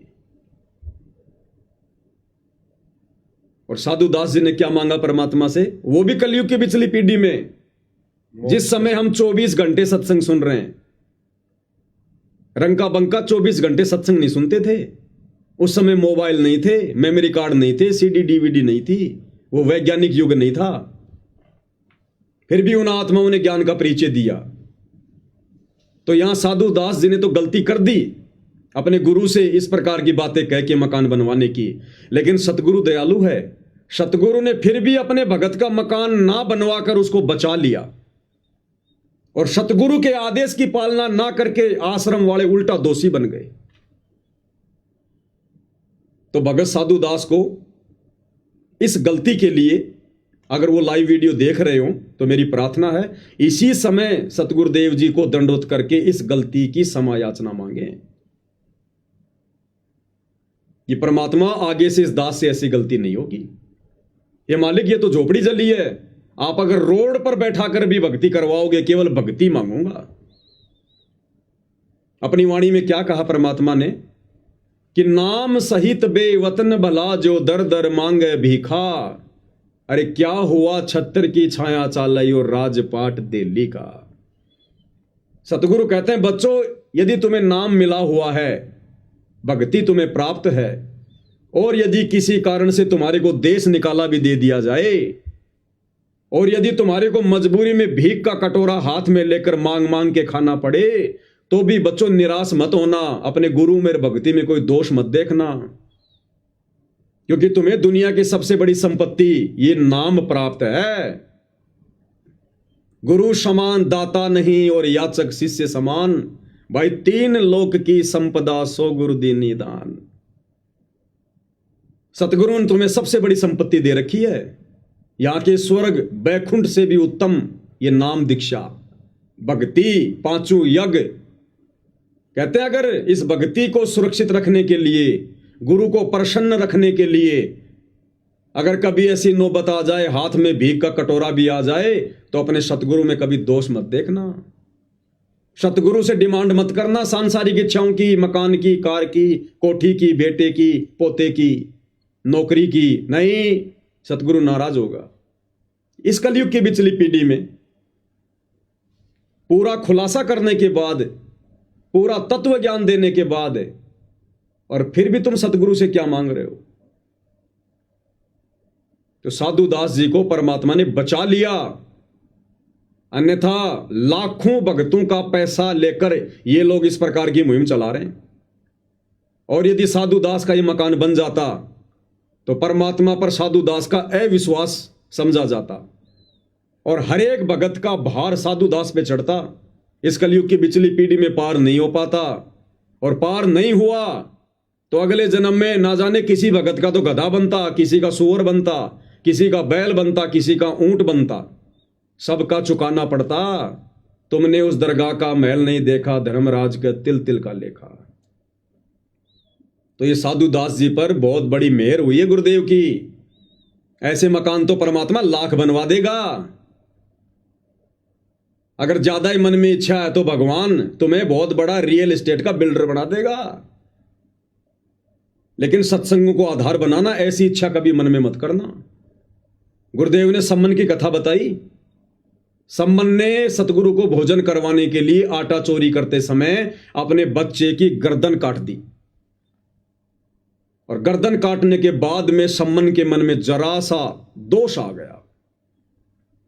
उसको दोष तो नहीं कह सकते, लेकिन मन में जरा सा विक्षेप आ गया, एक बात आ गई मन में कि यदि आज मैं पैसे वाला होता, यदि आज मैं धनी होता, यदि आज मेरे पास में धन होता, तो मैंने अपने बेटे की गर्दन नहीं काटनी पड़ती। बस इतनी सी बात उसके मन में आई थी कि आज यदि मेरे पास में धन होता, परमात्मा ने उसकी वो इच्छा भी पूरी करनी पड़ी और उसी जन्म में उसको दिल्ली का 1 नंबर का सेठ बना दिया। गुरुदेव कहते हैं सेऊ और नेकी तो पार हो गए, लेकिन वो भाई फंस गया मन में जरा सा विक्षेप पैदा करके। जबकि साधु दास जी ने तो मकान मांग लिया भगवान से, मकान।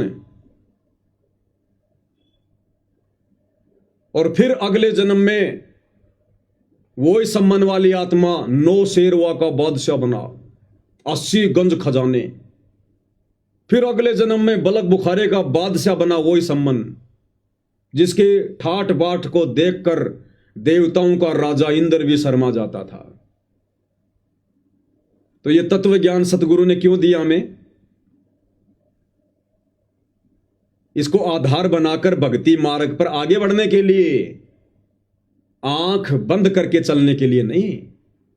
अरे आंख बंद करके तो सतगुरु का परिवार खूब चल रहा है।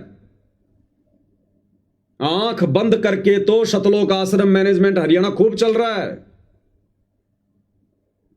और हम भगत भी अगर इसी प्रकार से आंखें बंद करके चलेंगे भक्ति मार्ग पर, तो सतगुरु को फिर कौन से दिन प्रसन्न करेंगे? क्या वही गलतियां करते रहेंगे जो गलतियां हम आज से पहले करते आ रहे हैं, सतगुरु को दुखी करते आ रहे हैं? अरे बड़ी मुश्किल से सतगुरु रिझा है, पता नहीं कौन से सौभाग्य से प्रसन्न हुआ है। कलयुग की बिचली पीढ़ी में आके हम डूबते हुओं को सहारा दिया है, और आज मोक्ष मांगने के बजाय कार कोठी बेटा बेटी मांगते मांगते मर जाएंगे क्या? हमारी ये इच्छाएं, ये हवस कौन से दिन पूरी होगी फिर? जहां इच्छा, जहां आशा तहां बासा हुई, मन कर्म वचन सुमरियो सोई। हम तो फंस जाएंगे ही, काल फंसा लेगा, वो तो तैयार बैठा है। सावधानी हटी दुर्घटना घटी। तो कजोड़ दास जी, ये बहुत बड़ी एक दया, एक बहुत बड़ी मेहर मुझ पवन दास की नजरों में साधु दास जी के ऊपर हुई है। और आश्रम वालों ने गुरु के आदेश की अवहेलना करके उस भगत का मकान ना बना के अपने कर्म फोड़ लिए, और अनुपदेशी जगत वालों के फ्री में मकान बना बना के इस नादान संगत के सिर पर भार चढ़ा रहे हैं। भाई सतगुरु ने हमें क्या आदेश दिया कि बच्चों, ना हमने किसी का फ्री का लेना, ना किसी को फ्री में देना। ये आश्रम वाले क्या कर रहे हैं? अरे ऐसे वचन अपने भक्तों को कहने वाला भगवान गुरु क्या आज खुद अपनी जुबान से फिरेगा? क्या फ्री में अपने भक्तों के दान धर्म से लोगों के मकान बनवाएगा, लोगों के घरों में राशन डलवाएगा? फिर तो सतगुरु दोगला हो गया इन लोगों के अनुसार। तो भाई साध वचन पलटे नहीं, चाहे पलट जाए ब्रह्मांड। सतगुरु ने जो वचन भक्ति मार्ग पर निकाल दिए, क्योंकि सत्संग उनका विधान है। ये सत्संग भक्ति का विधान है, संविधान है। ये सत्संग आज भी भक्ति के आधार है, और जब कल को सतगुरु लीला करके सतलोक चले जाएंगे, उसके बाद भी यही सत्संग भक्ति मार्ग पर भक्तों के लिए आधार बने रहेंगे। तो सतगुरु ने तो स्पष्ट कह दिया, बच्चों हमने तो ये लेन देन को समाप्त करके अपने ऋण संबंधों को घटाना है, समाप्त करना है। और ना हमने किसी को फ्री में देना है, ना हमने किसी का फ्री में लेना है। अगर किसी की मदद भी करनी है तो उधार देकर मदद करो, ताकि समय आने पर वो तुम्हें पैसा वापस कर दे और तुम्हारे ऊपर भार ना चढ़े।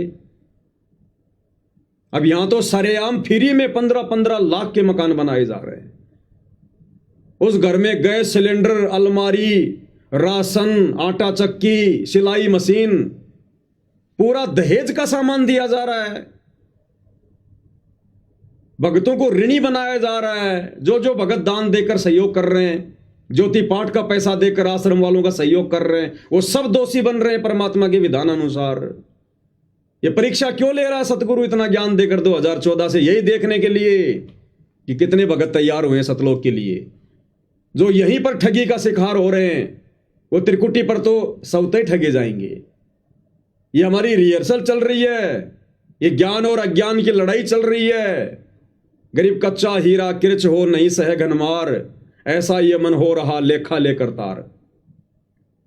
तो ये सारा का सारा जो ये प्रोपेगेंडा है ये मान बढ़ाई और चौधर के लिए है, और ये काल करवा रहा है इन आश्रम वालों के सिर पर बैठकर, सतगुरु के बेटा बेटी भाई बंधु रिश्तेदारों के सिर पर बैठकर।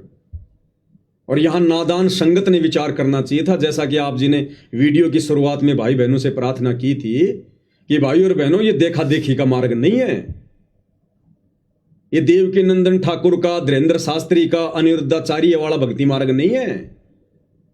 इस भक्ति मार्ग पर काल कदम कदम पे चलेगा, जाल फैलाएगा, और हमने आंखें खोल के चलनी है। हमने ये सोचकर किसी पर आंख बंद करके विश्वास नहीं करना कि ये गुरुजी का बेटा है, ये गुरुजी की बेटी है। अरे गुरुजी के बेटे ने तो सतलोक में हमारे को ठग लिया। वो ज्योति निरंजन गुरुजी का तो बेटा था, उस बेटे के चक्कर में आ गए हम सतलोक में। आज हमें गधा कुत्ता सुअर बना के घुमा रहा है यहां, और आज जब वापस सतलोक जाने का समय आ रहा है तो वही गुरुजी के बेटा बेटी फिर से काल प्रेरणा से हमें ठगने को तैयार हो गए। तो भक्तों ने यहां अपने गुरु के ज्ञान को आधार बनाकर भक्ति मार्ग पर कदम रखना है।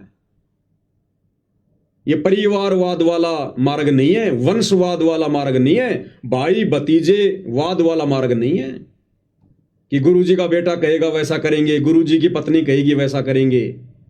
कौन है गुरुजी की पत्नी, कौन है गुरुजी का बेटा बेटी? गुरुदेव ने स्पष्ट कर दिया, बच्चों यदि तुम मुझे परमात्मा मानते हो, कबीर साहब मानते हो, तो कबीर साहब इस गंदे लोक में कोई ये अंडे देने के लिए नहीं आता, यानी बच्चे पैदा करने नहीं आता। वो परमात्मा कोई अलग पक्षी थोड़ी है जो आसमान से अपना बच्चा यहां छोड़ेगा अंडा। तो गुरुदेव ने कहा कि बच्चों समझदार को संकेत काफी है। ये बेटा बेटी की, रिश्तेदारों की, पत्नी की, ये तो परमात्मा एक लीला करता है इस काललोक के अनुसार एक परिवार में आने की। जैसे आदरणीय गरीबदास जी आज से 350 साल पहले आए, खुद परमात्मा थे, बंदी छोड़ थे, किसी मां के गर्भ से नहीं आए, लेकिन लोगों की नजरों में मां के गर्भ से। वही किसान परिवार, वही जाट परिवार, 6 बच्चे और सतगुरु का पद, वही लीला सतगुरु रामपाल जी कर रहे हैं। जाट परिवार, किसान परिवार, 4 बच्चे, शादी, और आज सतगुरु की भूमिका। और अंत में जब गरीबदास जी गए शरीर छोड़ के, उनकी अस्थियां नहीं मिली, उसके बाद में उनके गांव वालों की, उनके परिवार वालों की आंखें खुली कि भाई ये तो साक्षात पूर्ण ब्रह्म परमात्मा थे, सौद स्वरूपी राम थे, और हम तो धोखा खा गए इनको अपने जैसा व्यक्ति मान के, मानुष मानकर, अपना बाप मानकर, अपना ताऊ मानकर, अपना चाचा मानकर। तो वही लीला परमात्मा आज कर रहे हैं सतगुरु रामपाल जी के रूप में। और हम सोच रहे हैं इन्होंने जन्म लिया है, इन्होंने बच्चों को जन्म दिया है। ये परमात्मा 1 सेकंड में क्या लीला कर जाए काल को भी नहीं पता चले, हम जीवों की क्या औकात है। तो हमने तो ज्ञान को आधार बनाकर, सतगुरु को स्वयं कबीर परमात्मा मानकर, अजन्मा मानकर, स्वयंभू मानकर कि ये सतगुरु रामपाल जी भगवान स्वयं कबीर परमात्मा है और कोई शक भी नहीं है, और ये किसी मां के गर्भ से जन्म लेके नहीं आए। अगर मां के गर्भ से जन्म लिया है तो ये परमात्मा नहीं हो सकते, और ये परमात्मा नहीं हो सकते तो फिर हमारा भी उद्धार नहीं हो सकता, हम भी सतलोक नहीं जा सकते। क्योंकि आत्माओं के मोक्ष के लिए स्वयं कबीर परमात्मा सतलोक से चलकर सतगुरु का चोला धारण करके यहां आते हैं। हम नित्य नियम में रोज पढ़ते हैं लास्ट में, गए भी ख्याल विशाल सतगुरु अचल दिगंबर थीर है, और भक्ति हेत अन्य काया धर आए, अविगत सत्य कबीर है। तो ये वो कबीर परमात्मा स्वयं धरती पर प्रकट है। ब्याह शादी करने की, बच्चे पैदा करने की मालिक लीला करता है, जैसे गरीबदास जी ने की। ये अपनी पहचान अपने तत्व ज्ञान से करवाएगा, और संगत यहीं पर धोखा खा गई। संगत ने सतगुरु के कलयुगी परिवार की पूंछ पकड़ ली, उस परिवार ने काल की पूंछ पकड़ रखी है। अब अंत में संगत को कहां ले जाके छोड़ेंगे ये? समझदार भगत को तो संकेत ही काफी है। तो मुझे तो इनकी हरकतों को देखते हुए, इनके मनमाने आचरण को देखते हुए, क्योंकि इस प्रकार की ये मुहिम, ये काल की मुहिम हो सकती है, सरकारों की मुहिम हो सकती है, इस प्रकार की मुहिम संतों की नहीं होती। संत अपने आशीर्वाद से, भगत के धंधे में बरकत देकर, भगत के बच्चों को नौकरी लगाकर, अन्य बहुत सारे तरीके हैं, भगत के खेत में फसल में दे देगा बरकत। ये परमात्मा तो अलमारी में पैसे बढ़ा दे, तिजोरी में पैसे बढ़ा दे, अपने भक्तों को मजदूर बनाकर इस प्रकार से कार्य करवाने नहीं आता। ये तो भक्ति करवाने आता है। मजदूरी तो काल की अमावस से पहले ना कर रहे थे। तो कजोड़ जी, मुझे तो लगता है टोटल ये चौधरीपना प्राप्त करने का, मान बढ़ाई प्राप्त करने का, इस ज्ञान को ना समझ पाने के कारण, क्योंकि जरूरी थोड़ी होता है कि कोई सतगुरु का बेटा है, बेटी है, रिश्तेदार है तो ज्ञान को बहुत अच्छा समझेगा। किसने समझा? वो कमाल नाम का लड़का सतगुरु के झोपड़ी में रहा बचपन से और अंत में गुरुद्रोही हुआ, नहीं समझ पाया ज्ञान को। और बाकी 64 लाख भगत सोच रहे थे कि कमाल जितना ज्ञान किसी को नहीं है। धर्मदास के घर में काल का दूत पैदा हो गया, नारायण दास। गरीबदास जी के चारों बेटों ने आगे चल के भक्ति छोड़ दी। नानक जी के दोनों बेटे श्रीचंद और जयचंद नानक जी से विमुख हो गए थे, क्योंकि नानक जी ने अंगद को अपना उत्तराधिकारी बना दिया। नाराज हो गए, छोड़ दिया पंथ को, अलग पंथ चला दिया, निर्मल पंथ, बेड़ा गर्क कर दिया लोगों का। तो कहते हैं घर का जोगी जोगना, बाहर का जोगी सिद्ध, और दीपक तले हमेशा अंधेरा रहता है। ये सतगुरु का परिवार केवल माया को देखकर जुड़ा हुआ है, माया को देखकर। ना ज्ञान आधार इनको पहले था, ना वर्तमान में है। अब ये नादान संगत को विचार करना चाहिए, भाई तुमने किस चीज को आधार बनाकर ये निर्णय लिया है। भाई परीक्षा का समय है, सतगुरु तो कुछ भी आदेश देगा। परीक्षा के समय में सतगुरु कुछ भी आदेश देकर भगत की परीक्षा लेगा। सतगुरु तो कह देगा, हाँ बच्चों ये अन्नपूर्णा मुहिम मैंने चलाई है, मेरा आदेश है। लेकिन सतगुरु ने सत्संगों में क्या समझाया? परीक्षा के समय में तो सत्संगों को आधार बनाया जाएगा। जिस प्रकार सतगुरुदेव हमें कथा सुनाते हैं, एक संत के बहुत सारे शिष्य थे, संत ने काफी ज्ञान दिया, फिर एक दिन उनकी परीक्षा लेनी चाहिए और सतगुरु ने पहले सबको सामने बैठा कर कहा कि देखो भाई, गुरु से बढ़कर कोई नहीं होता, गुरु की आज्ञा सबने माननी चाहिए। जो गुरु की आज्ञा नहीं मानता वो गुरुद्रोही होता है, उसको तो नरक में भी ठिकाना नहीं है। सबने कहा हाँ गुरुदेव, गुरु की आज्ञा माननी चाहिए। फिर उस गुरु ने तुरंत कहा कि भाई अब मेरी आज्ञा है, मेरा आदेश है, अपने अपने पैर का जूता निकालो, मेरे सर में 5-5 मारो, सबकी गर्दन नीची। तो गुरु ने कहा, अरे बस, अभी तो तुम क्या कह रहे थे कि गुरु की आज्ञा माननी चाहिए, गुरु के आदेश की अवहेलना करने वाला नरक में जाता है, और अब मैं तुम्हें आज्ञा दे रहा हूं, तुम मेरी आज्ञा नहीं मान रहे। सबकी नीची गर्दन। एक भगत खड़ा हुआ, समझदारी से काम लिया, विवेक से काम लिया, क्योंकि वो परीक्षा का समय था। अपने पैर का जूता निकाला, सतगुरु के चरणों में बैठा और अपने सिर में 5 मारी। गुरु ने कहा, भाई डांडी मत मार, मैंने तो मेरे सिर में मारने के लिए कहा है। तो उस शिष्य ने कहा कि ये गुरुदेव, इस दास का शीश भी तो आप ही का है। सिर सौंपया गुरुदेव को, सफल हुआ यो शीश, और नितानंद इस शीश पर आप बसे जगदीश। कि गुरुदेव, इस दास का शीश भी तो उपदेश लेने के बाद आपका ही है। मैंने अपने सिर पर मार दिए, समझो आपके सिर पर मार दिए। गुरु बड़ा प्रसन्न हुआ। मैं गारंटी के साथ कह सकता हूं कजोड़ जी, उस समय यदि उस संत के सामने गुरु जी के बेटे बैठे होते, गुरु जी की बेटियां बैठी होती, गुरु जी का भाई बैठा होता, ये कोऑर्डिनेटर बैठे होते, और गुरु कह देता कि भैया मेरे सर में 5-5 जूते मारो, ये 5 नहीं 10-10 मारते, ये कुछ विशेष वस्तु मिलेगी। गुरु जी कह रहे हैं, गुरु जी की आज्ञा है, हम तो गुरु की आज्ञा में चलते हैं।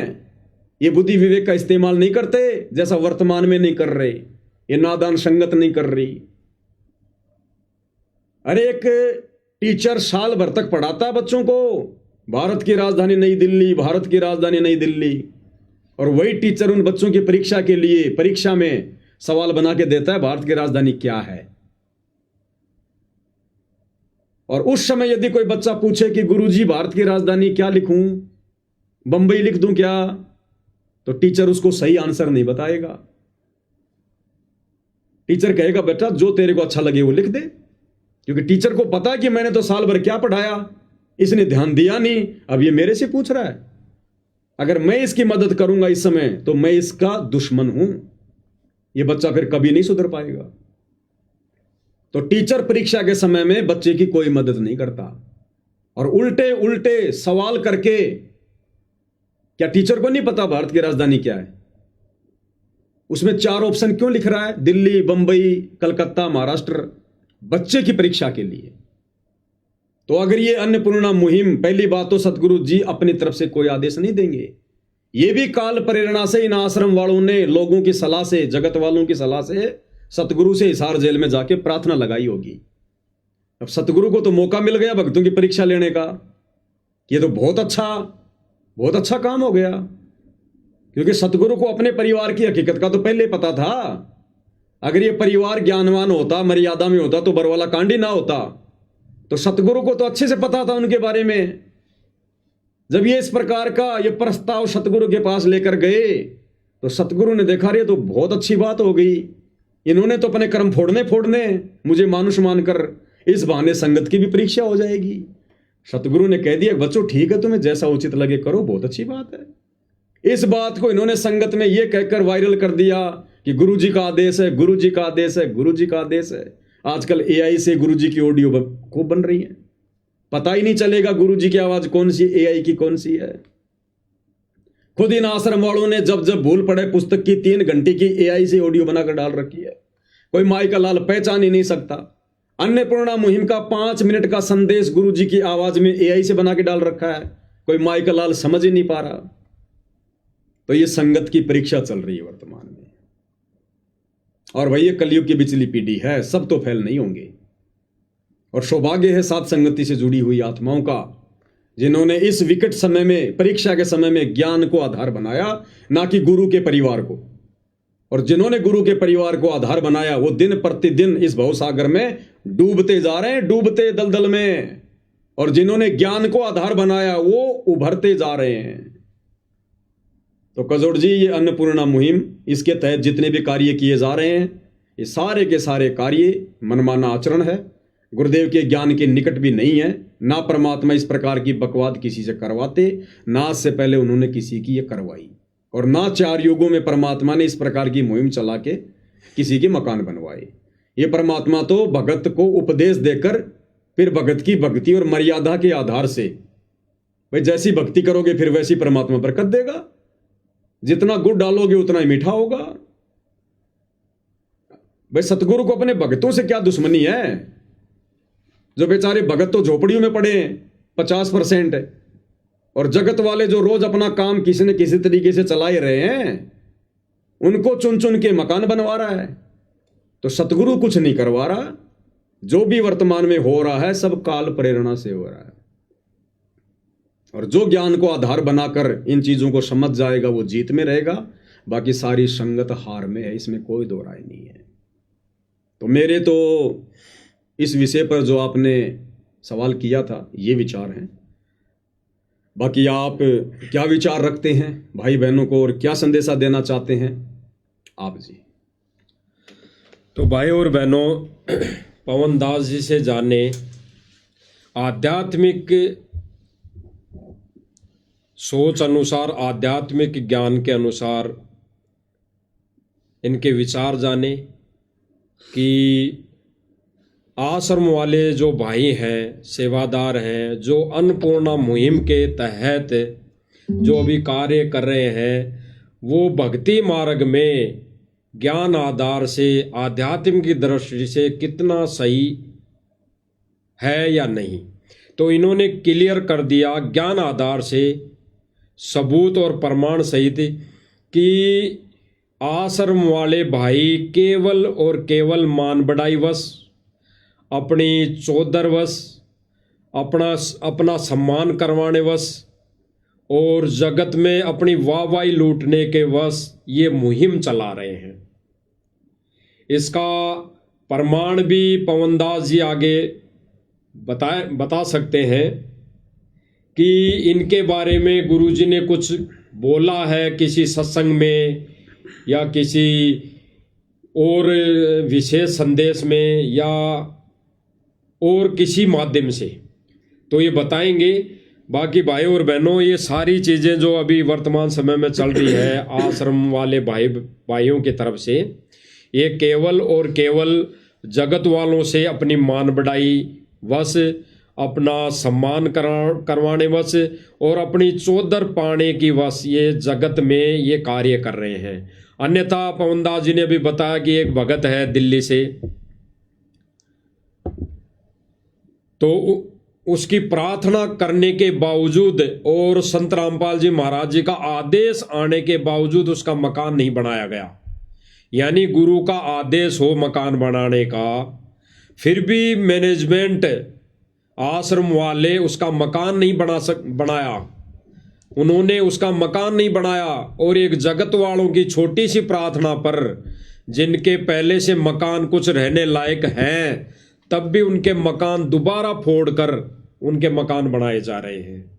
यानी उनके लिए रहने की व्यवस्था है, फिलहाल वो रह सकते हैं, अपना टाइम पास कर सकते हैं, लेकिन फिर भी उनका मकान उसको फोड़कर दोबारा से 2 मंजिला मकान बनाया जा रहा है। कारण कि वहाँ पे इन्होंने बताया कि गांव के सरपंच को साथ लेकर उनके हाथों उनको चाबी दिलवाना, फोटो खिंचवाना, वीडियो बनवाना, यानी वहाँ के गांव वालों की नज़रों में अपनी चौधर और मान बढ़ाई पाना, अपना सम्मान करवाना, उनकी नज़रों में एक अपने आप को एक ये मान लो कि आप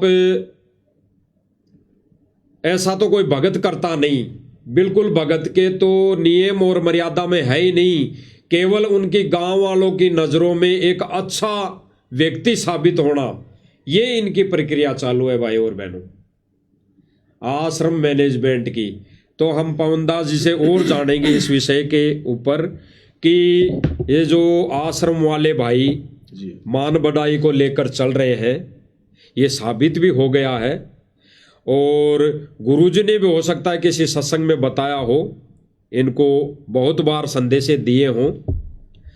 तो हम आपसे और जानेंगे और हमारे भाई बहन भी जानेंगे जो लाइव देख रहे हैं आज, क्योंकि भाई और बहन, कुछ एक भाई बहन जो नादान हैं, जिन्होंने ज्ञान को आधार नहीं बनाया, जिन्होंने सत्संग नहीं सुने, वो केवल और केवल देखा देखी में इस मार्ग पर आगे कदम रख रहे हैं, आगे चल रहे हैं। वो ये सोच कर चल रहे हैं कि भाई ये तो गुरुजी का बेटा बेटी है, ये गुरुजी का परिवार है, ये गुरुजी के खास रिलेटिव है, या ये गुरुजी के बहुत समय से संपर्क में है, निजी, मतलब वो पास में रहे हैं। सतलोक में भी तो हमने यही सोचा था कि ये ज्योति निरंजन ये गुरुजी के वचन से उत्पन्न हुआ उनका बेटा ही तो है। और हम उसके चारों तरफ घूम गए, वहां पर सतलोक में जब वो तपस्या कर रहा था, तप कर रहा था, हम उसको गुरुजी का बेटा मान के तो उसके चारों तरफ घूम रहे थे, और उस गुरुजी के बेटे के चक्कर में आकर हम यहाँ फंस गए किस ब्रह्मांड में। तो उसी के लिए गुरुजी ने वहां पे भी बोला सतलोक में, कबीर परमात्मा ने, कि भाई ये है काल, इस नादान की नादान के चक्कर में मत फंसो, ये तो अपने कर्म फोड़ रहा है, तुम इसके पीछे मत लगो, इसके बहकावे में मत आओ, इसकी बातों में मत लगो। और वही शायद आज वर्तमान समय में गुरुजी जेल में बैठकर ये संदेश दे रहे हैं। काल तो हमसे वही गलती करवाएगा जो गलती उसने करी, बिल्कुल वही गलती करवाएगा। उसको पता है कि इनको कैसे फंसाया जाए, बिल्कुल सतलोक में ये कैसे फंसे थे, वैसे यहाँ फंसाएगा मनमाना आचरण करवा के। तो गुरुदेव ने हिसार जेल से जो विशेष संदेश भेजे हैं 1 घंटे के, उसमें भी गुरुदेव भगवान ने अच्छी तरीके से इन कोऑर्डिनेटरों को, अपने परिवार वालों को, बड़े बड़े भक्तों को बहुत बुरी तरीके से डांट रखा है, समझा भी रखा है। और गुरुदेव ने कहा, रहे हो 4 दिन का जीवन है, तुम यूं चौधर में खो दियो, इसने कर्म बना ले अच्छे, अपने यहाँ से निकलने की सोचो। और इनके ऐसे ऐसे कुकर्म देखकर जो हिसार जेल में शिकायतें जाती हैं, गुरुदेव ने स्पष्ट रूप से विशेष संदेश नंबर 12 में, ये भगत भाई बहनों के सामने विशेष संदेश नंबर 12 है, इसमें गुरुदेव ने स्पष्ट कर रखा है, इन कोऑर्डिनेटरों को धमका रखा कि बाढ़ में जाओ ऐसे शिष्य और बाढ़ में जाओ ऐसे कोऑर्डिनेटर। जो अपनी मनमानियां करते हैं, क्योंकि सब ये मनमानियां तो चल रही हैं। ये धनाना में स्टेडियम बनाना मनमानी, धनाना गांव में बस स्टैंड बनाना मनमानी, धनाना गांव में एम्बुलेंस चलाना, ये बसें चलाना, रोडें बनवाना मनमानी, जाटों की धर्मशाला बनवाना मनमानी, गुंडों की सीबीआई जांच करवाना मनमानी, सीबीआई जांच में 5 लाख रुपए देना मनमानी, जाटों के आरक्षण में संगत को बैठाना मनमानी, आरक्षण में करोड़ों रुपया संगत के ज्योति पाठ दान का चंदे में देना मनमानी, अयोध्या में जाके काल पुजारियों के लिए भंडारा करना मनमानी, नेपाल के सीतापुर में भंडारा लगाना मनमानी, मुसलमानों के विरोध में बजरंग दल वालों के साथ मिलकर मध्य प्रदेश के देवास में आंदोलन करना मनमानी, परशुराम की जयंती में जाना, भक्तों की मर्यादा तोड़वाना, समाधि पूजवाना मनमानी, मुख्यमंत्री की रैलियों में भक्तों को ले जाना मनमानी, सिरसा की अनाज मंडी में नकली कबीर पंथियों के साथ मिलकर कबीर जयंती मनाना मनमानी। कितनी मनमानियां गिनाएं इनकी। जज्जर की गौशाला में 12 लाख रुपए देना मनमानी, गुरुजी के लड़कों के द्वारा सर पर साफा पहनकर, गले में माला पहनकर, हाथ में श्री कृष्ण जी का मोमेंटो लेकर सम्मान करवाना मनमानी, सोनीपत की गौशाला में जाकर भंडारा लगाना, वो अपना यज्ञ कर रहे थे दयानंद वाला, वहां जाकर भंडारा लगाना मनमानी। सुबह से शाम हो जाएगी। इसलिए सतगुरु ने दुखी होकर अंत में विशेष संदेश में सार्वजनिक तौर पर, और ये शब्द कहने पड़े विशेष संदेश नंबर 12 में, भाई बहन सुन सकते हैं, ये बाढ़ में जाओ ऐसे शिष्य और बाढ़ में जाओ ऐसे कोऑर्डिनेटर जो अपनी मनमानी करते हैं। और ये थोड़ा सा जीवन है, तुम इसको चौधर में खो दियो इसको। कितने दुखी होकर कह रहे हैं। और अंत में गुरुदेव कह रहे हैं कि बच्चों अपने ऊपर रहम नहीं कर सकते तुम मेरे ऊपर करो। यानी सारी सृष्टि का मालिक सतगुरु रामपाल जी भगवान अपने उन नालायक भक्तों से भीख मांग रहा है। डूब के मर जाना चाहिए उन भक्तों ने, जिनकी इन उल्टी हरकतों के कारण सतगुरु खून के आंसू रो रहा है हिसार जेल में। क्या कह रहे हैं परमात्मा, सुनिएगा ध्यान से। बाढ़ में जाओ विशेष और ऐसे कोऑर्डिनेटर तो अपनी बकवास करते हैं। कर्म बना लो, बकवास छोड़ कर। ये बार बार कहने की बात नहीं है। तो मुश्किल से मानो शरीर मिला, इसमें तुम वो चौधर में खो दियो और नष्ट करके चले जाइए इस जीवन को। बचाओ, अपने ऊपर रहम ना करते दास पकड़ लो। मेरा संघर्ष देखो, 27-28 साल हो गए दास में। 1994 से आज तक हिसाब ला लो। और इसलिए कि आप घोर नरक में पड़े हो, इसको सुख मानने बैठे हो। अरे सुख है कितनी समय का पता है आपको? सांस बेरा ना, इस सांस का आवन हो ना हो। ऐसे गंदे लोग में माचे माचे करो हो, अहंकार में सड़ रहे हो। यू काल पारा कर रखा काल ने, तो हवा पर रखिए और एकदम पलट देगा टायर सा तुम्हारा। आँख खोल लो। आखिर तुझको कौन कहेगा गुरु बिन आत्मज्ञान, मन ने की कर ले 2 दिन का मेहमान, मन ने की। ये कबीर साहब रो रो का गाया करते खड़े होके तो चौराहों पर, आंखों में आंसू होती थी उनके। ये गाना नहीं था, ये विलाप था। विलाप दास गाता नहीं, आत्मा से रोता है, ऊपर से गा रहा। 120 साल आपके बाप, आपके पिता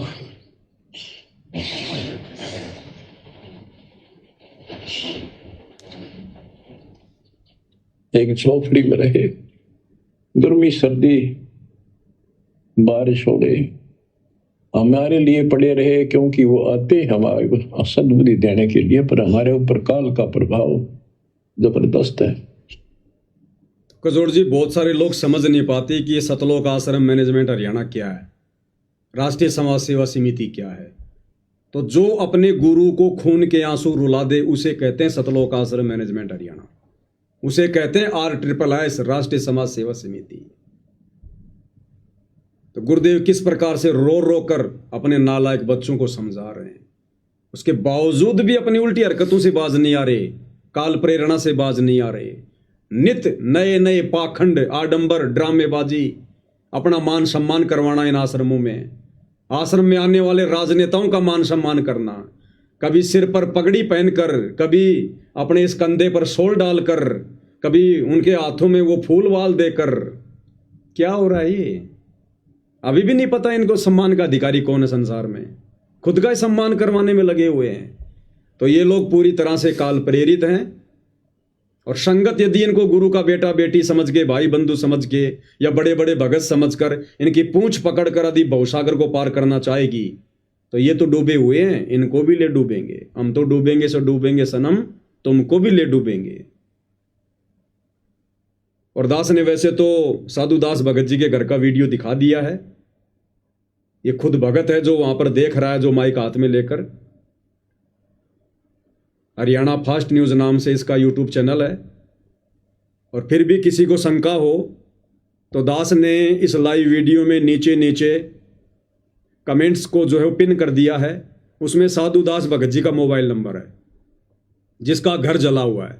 आप डायरेक्ट उससे भी बात करके जानकारी प्राप्त कर सकते हो कि भाई अभी तेरा मकान बना कि नहीं बनाया, आपने गुरु जी से प्रार्थना करी कि नहीं करी। जैसी दास को सत्य जानकारी प्राप्त हुई, खुद उन्होंने मुझे मैसेज किया, उन्होंने सारी बातें बताई। उसी आधार से दास ने आप भाई बहनों के सामने रख दी। बाकी उनका मोबाइल नंबर मैंने आप भाई बहनों को नीचे कमेंट्स में डाल दिया है। जिसको शंका हो वो बात कर सकता है। बाकी आप बताइए बाबा जी। बिल्कुल भाई और बहनों, पवन दास जी ने बिल्कुल सही बताया है। भाई जो भगत जी हैं, साधु दास जी हैं, उनसे जानकारी मिलने के बाद ही इन्होंने सारी चीज़ें बताई हैं। क्योंकि साध संगति का मतलब ये है कि साध संगति सत्य की संगति, और जब तक सत्य नहीं होता तो साध संगति में कोई बातें नहीं होती। तो जब सत्य सामने आया तभी आगे बातें हो रही है। और अन्य भाई बहनों तक इस लाइव के माध्यम से ये सच्चाई बताई जा रही है।